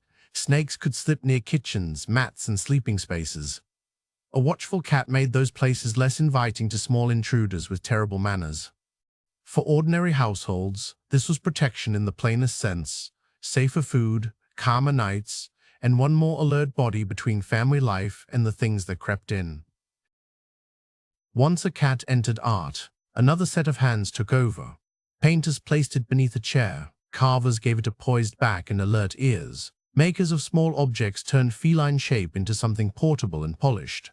These choices tell us what patrons and artisans wanted remembered: affection, order, elegance, protection, perhaps rank. But an image is a chosen pose, not a full diary of Egyptian cat life. In a wealthy house, the cat could become part of a carefully arranged world. Fine chairs, linen clothing, painted walls, jewelry, attendants, and ordered rooms all change how we read the animal beside them. Such a cat may have had steadier food, closer protection, even adornment or individual attention. But comfort and display sit close together here. The scene can point to care, while also advertising rank. At the temple, the cat entered a different chain of hands. Priests and temple workers could receive dedications, tend shrine spaces, arrange offerings, and turn a cat figure, a living animal, or a wrapped body into a point of contact with divine power. That role was not household affection in linen robes. Sacred value could mean food and protection. It could also mean handling, confinement, supply, and demand. After death, still more people could enter the story. Embalmers wrapped bodies, coffin makers shaped small containers, patrons paid, mourners, in some cases, remembered an animal personally. Yet the same kind of evidence can belong to temple-linked production as well as private grief. A cat mummy, coffin, grave, or deposit proves human work. It does not, by itself, tell us whether the driving force was love, piety, status, business, or all of them at once. Put those people side by side, and the pattern is clear. Workers tolerated a hunter because grain needed defending. Households offered scraps, shelter, and familiar thresholds. Artisans fixed selected meanings in paint or bronze. Elite patrons displayed refinement. Priests managed devotion. Embalmers prepared offerings or remains. Mourners remembered. The same species could be fed, housed, shown, handled, preserved, or loved, while still moving through human systems very much itself. Chapter 24. What a cat was worth. Before affection, status, or sacred meaning, many cats earned their place by doing useful work. Near grain stores, kitchens, rubbish edges, and town margins, rodents threatened food, seed, and household supplies. Snakes added another reason to welcome a sharp-eyed hunter. No one had to issue a tiny employment contract. If a cat reduced trouble, people might tolerate its visits, leave access open, and see it often enough for a relationship to begin. That usefulness could turn tolerance into small, practical favors. A cat that kept returning to the same courtyard might find fish scraps near the kitchen, shade beneath a wall, warmth by stored jars, or a corner where nobody bothered to chase it off. This was care, but not a guarantee. It depended on the household, the settlement, the season, and, rather bluntly, whether the cat kept being worth the space it occupied. Over time, the useful visitor could become a known character in the household story. The cat that appeared at the same doorway, slept on the same mat, or accepted food from the same hand was no longer only a pest control expert with excellent whiskers. Emotional familiarity and practical value could grow together. We see the bond most clearly when cats are placed near people in images, treated specially in burial, or remembered as more than a generic animal. From there, protection could leave the courtyard and enter art, amulets, and religion. The same animal that watched in low light, sprang at rodents, and stood between stored food and small dangers was easy to imagine as a guardian sign. Feline alertness became more than good pest control. It became a language of watchfulness. But a symbol is not a shelter. Protective meaning did not make every living cat sacred, pampered, or safe. In elite contexts, value becomes easier to see because wealth leaves material traces. A cat may sit beneath carved furniture, beside jewelry, attendants, painted walls, or carefully arranged domestic scenes. Later, special burial treatment can make that value even more durable. These signs do not translate into one simple emotion. They might show fondness, rank, religious protection, household order, or a carefully staged claim that this was a well-kept world. Temple value worked differently. Cat figurines, shrine deposits, and cat mummies show a world where devotion needed supply. That could mean food, housing, priestly handling, purchase, breeding, dedication, wrapping, and offering. In one sense, cats rose higher, linked to divine protection and worthy of ritual attention. In another sense, the individual animal could lose freedom. Sacred demand could turn a watchful hunter into a managed body inside a religious system. After death, a cat's worth could change form entirely. One body might vanish into ordinary decay, leaving no neat label for historians. Another might be placed carefully in a grave, wrapped as a votive mummy, sealed in a small coffin, or preserved in an image beside elite memory. None of these endings means just one thing. Preservation could speak of grief, piety, rank, temple routine, or several motives curled together. So a cat's worth was never a single price tag, or even a single feeling. The evidence is strongest where action left a trace: food access, images, temple deposits, coffins, mummies, or graves. Beyond that, we infer carefully. A cat could protect grain, charm a household, serve ritual demand, or be remembered after death. What mattered for the cat was the outcome, freedom or control, steadier food or greater risk, shelter or silence. Chapter 25. Lives Behind the Labels. At the rough edge of a settlement, the working cat lived by opportunity. Grain stores drew rodents, rubbish corners offered scraps, mud brick walls and stacked baskets could hold a little warmth. But this was no cushioned arrangement.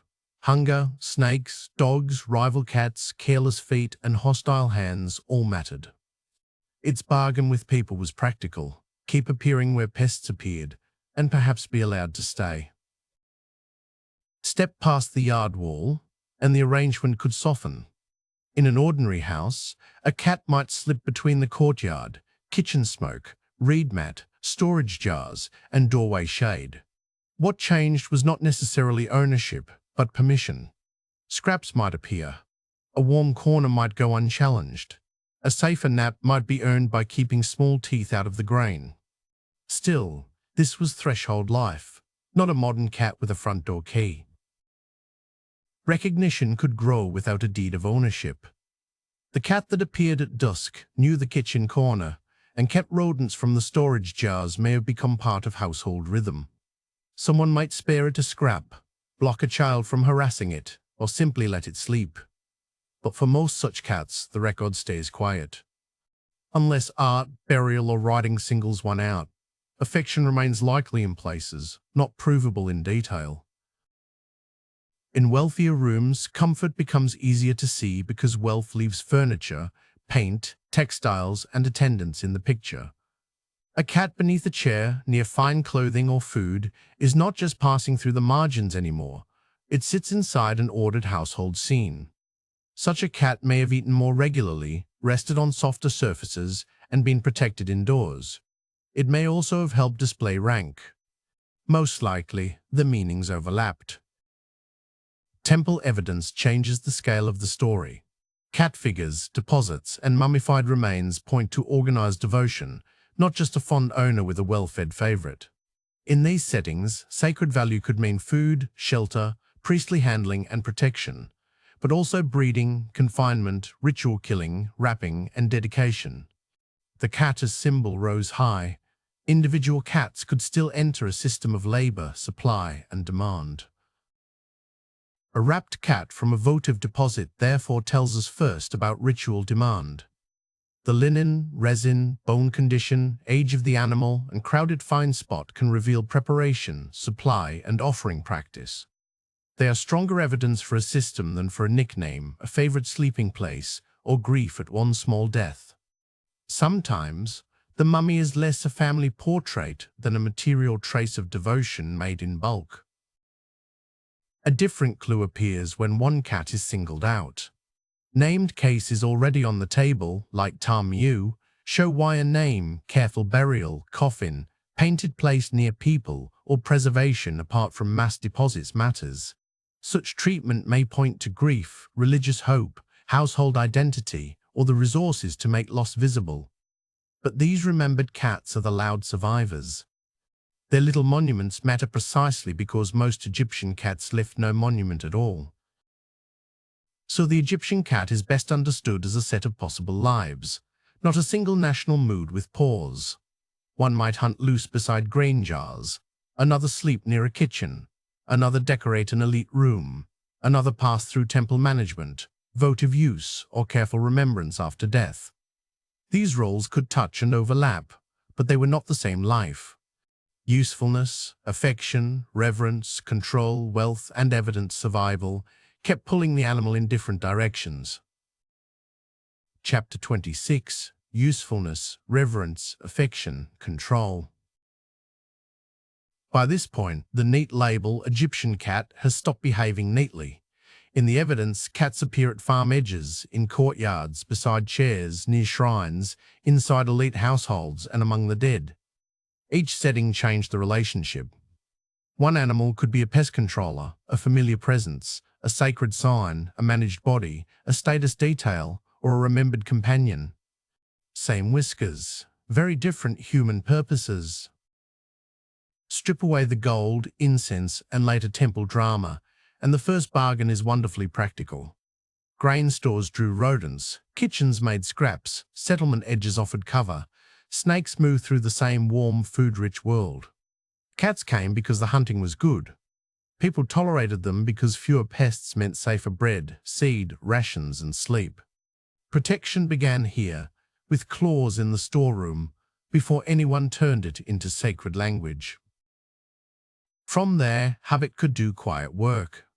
A cat that appeared each evening near the kitchen, slept in a shaded corner, or patrolled a storage room was no longer just a useful blur with teeth. Someone might drop fish scraps, leave it undisturbed on a mat, or let it curl where the wall held warmth. That is care, but modest care, access, tolerance, and familiar hands, not proof of ownership or a locked-in pet. Religious meaning did not arrive from nowhere. The qualities later praised in feline gods and sacred objects were already visible in ordinary cats: the still watch, the sudden night hunt, the clean dispatch of mice, the nerve around snakes, the elegant pose that says, quite unfairly, "I meant to do that." Kittens and nursing mothers added associations with fertility and care. Reverence enlarged these traits, but it did not make every living cat holy. In wealthy houses and tomb scenes, the frame changes again.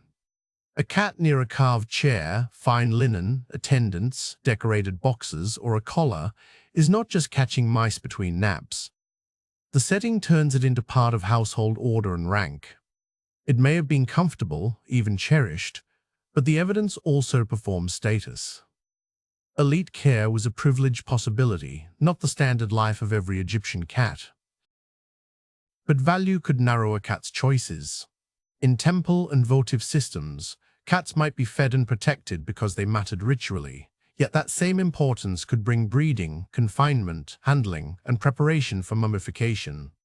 A courtyard cat could slip between roofs and rubbish heaps on its own terms.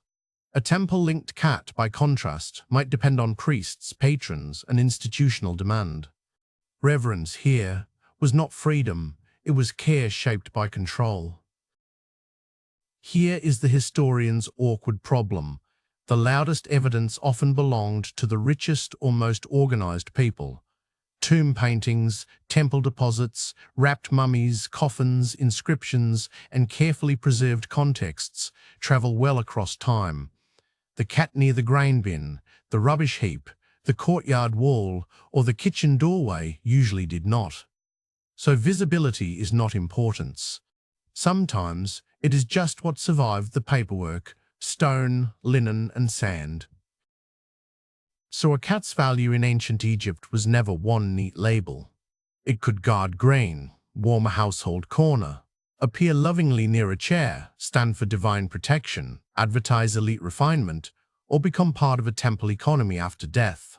Sometimes these meanings reinforced each other. Sometimes they pulled hard in different directions. The real question, then, is not whether Egyptians valued cats. Clearly they did. It is what that value actually did to them. Chapter 27. Sacred does not mean safe. Calling a cat sacred tells us what people could see in it, not how that cat actually lived. Did it eat kitchen scraps, hunt beside a grain store, sleep under a chair, pace inside a temple enclosure, or end as a wrapped offering?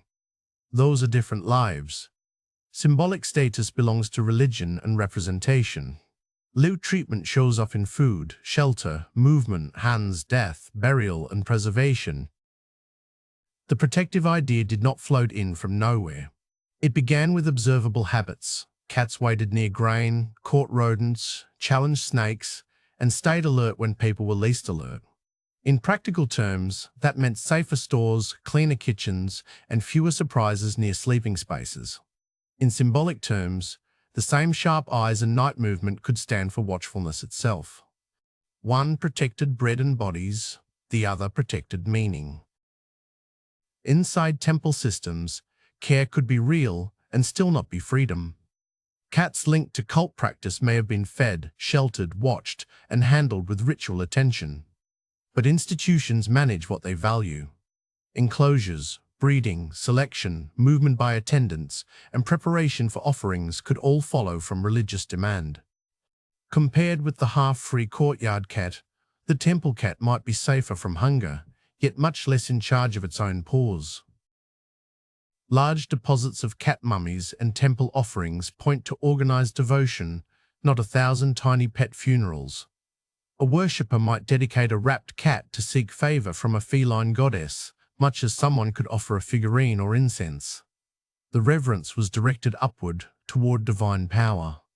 The animal in the wrapping had a more complicated fate. sacred in function, perhaps carefully prepared, but not necessarily loved as an individual. In elite houses, a cat could gain comforts an alley hunter never saw.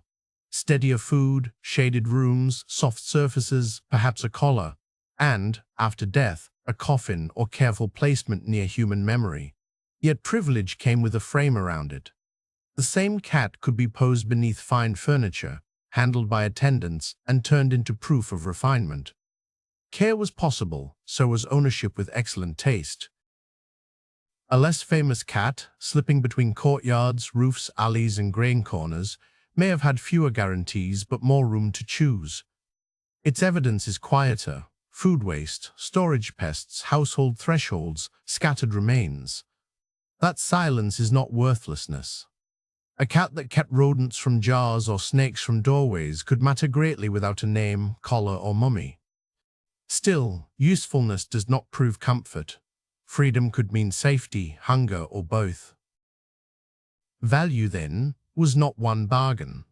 Practical value might bring tolerance near grain jars. Familiarity might bring scraps, shade, and a preferred corner.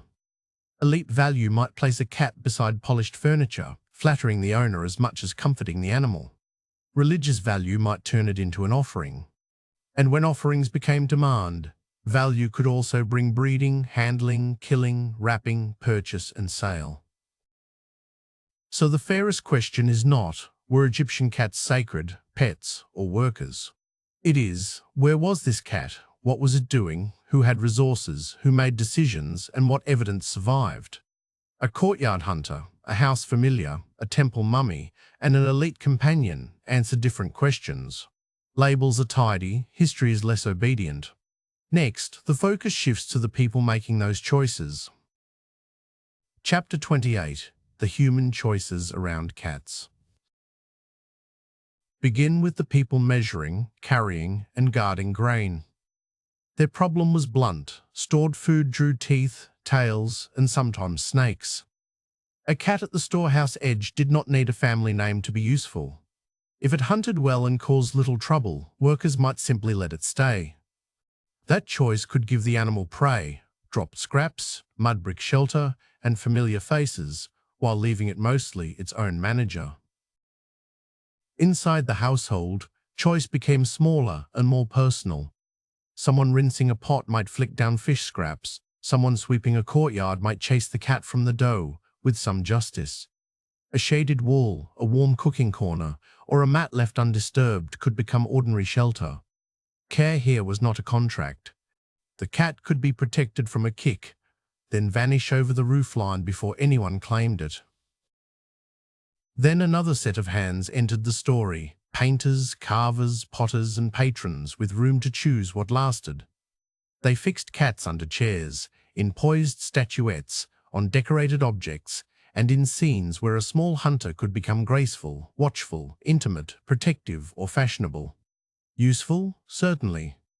Beloved? Sometimes, perhaps. But an image is a selection, not a census. It tells us what people wanted a cat to mean. In wealthy houses, the choices could become more deliberate. A cat might appear beside carved furniture, patterned textiles, attendants, food service, or even adornment, turning ordinary closeness into controlled display. Such surroundings could mean steadier meals, safer rooms, and more individual attention. They could also mean being part of the household's performance of rank. The soft cushion, in other words, was not national policy. It was wealth making comfort visible. Temple cats lived under a different kind of human choice. Here, priests and temple workers could regulate access to sacred areas, organize offerings, keep animals near ritual spaces, and prepare bodies for deposits or mummification. Religious value might bring food, shelter, and protection from casual harm. It could also bring confinement, handling, and institutional use. Sacred, in this setting, did not mean spoiled. It meant managed by an institution. The demand did not come from temples alone. Worshippers and patrons helped drive it, one dedication at a time. A person seeking protection, healing, gratitude, or favor might pay for a cat mummy, a figurine, or another feline offering connected to divine power. That act tells us about piety and an organized supply chain. It does not tell us, neatly wrapped though the evidence may be, how each animal lived or died. At death, a cat could pass into still more specialized hands. Embalmers might wrap the body, coffin makers might shape a small container, mourners or patrons might choose burial, depiction, or remembrance. Those choices could mark affection, ritual purpose, wealth, or status, and sometimes all at once. But many ordinary cats simply vanished into decay, rubbish, or unexcavated ground. The record preserves grief unevenly, which is exactly why absence cannot be read as indifference.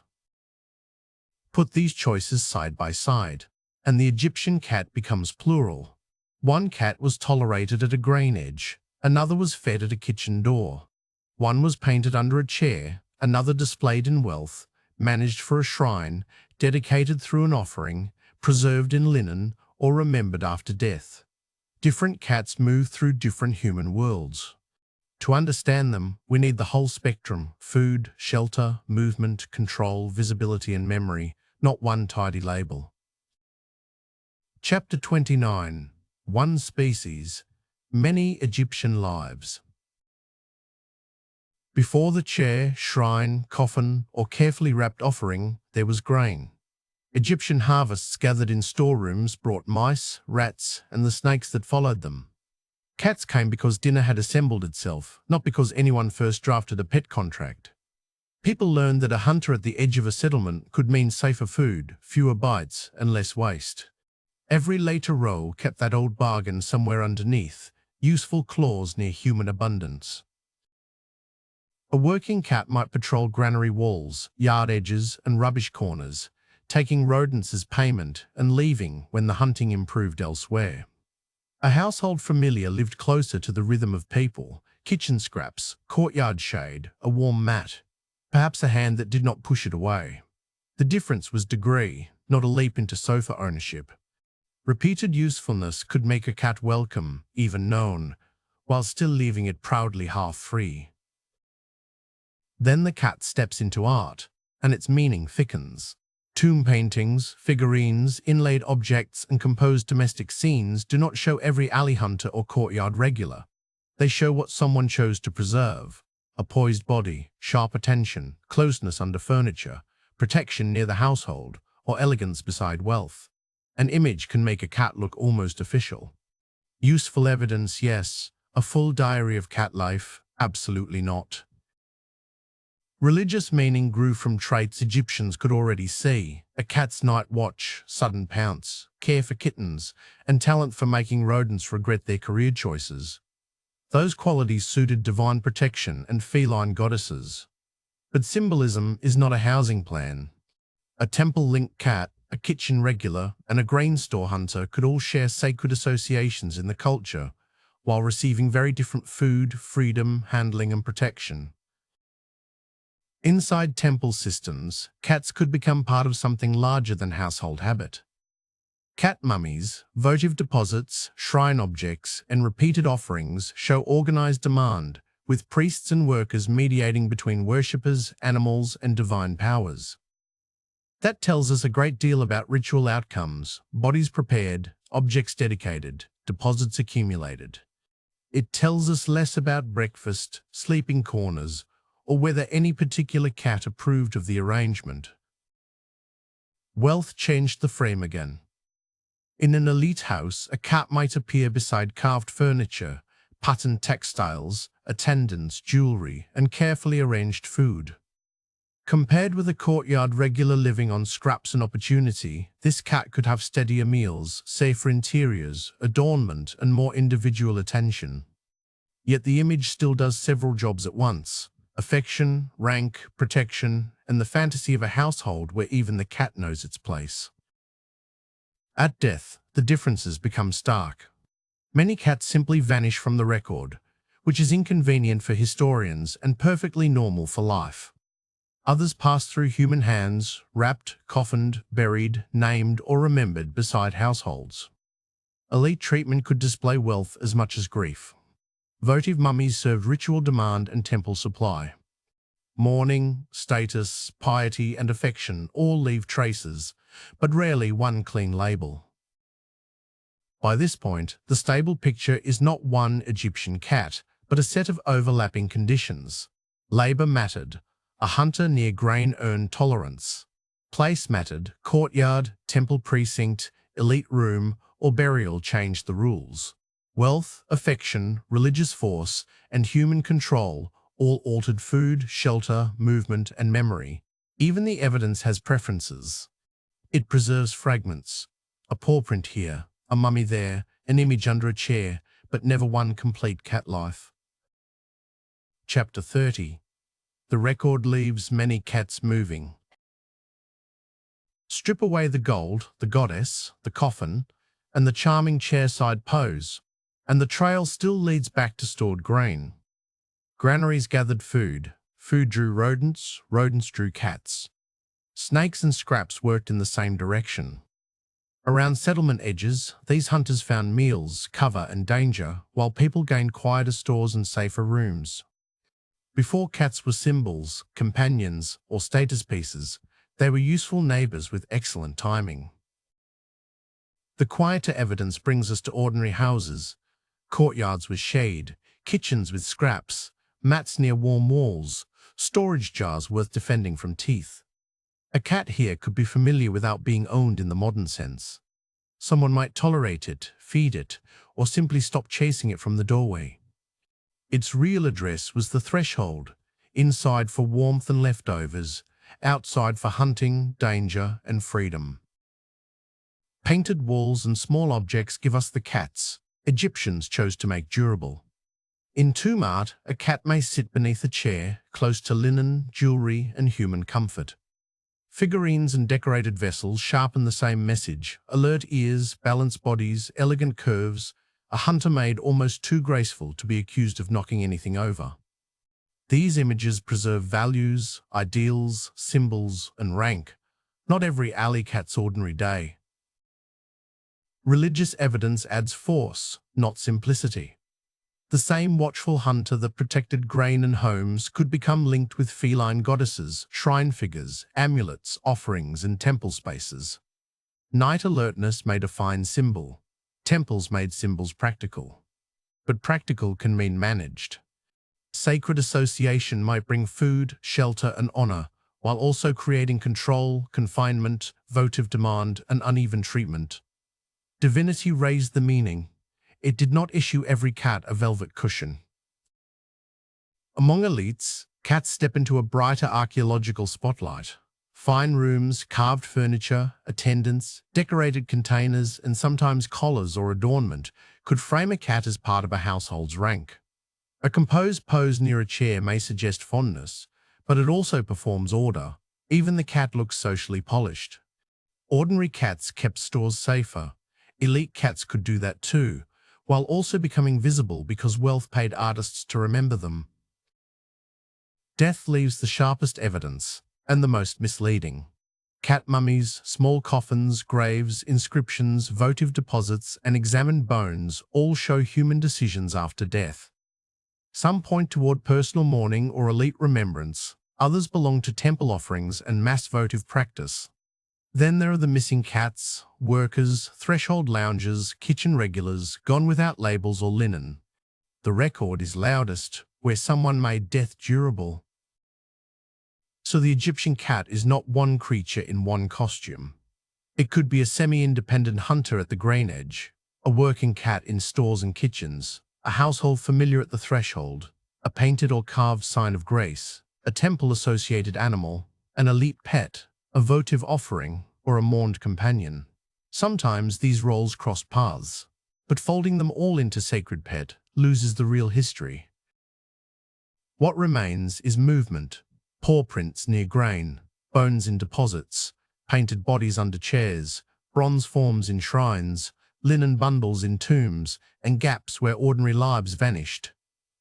Across those thresholds, field to town, courtyard to home, home to temple, life to burial, cats kept changing meaning.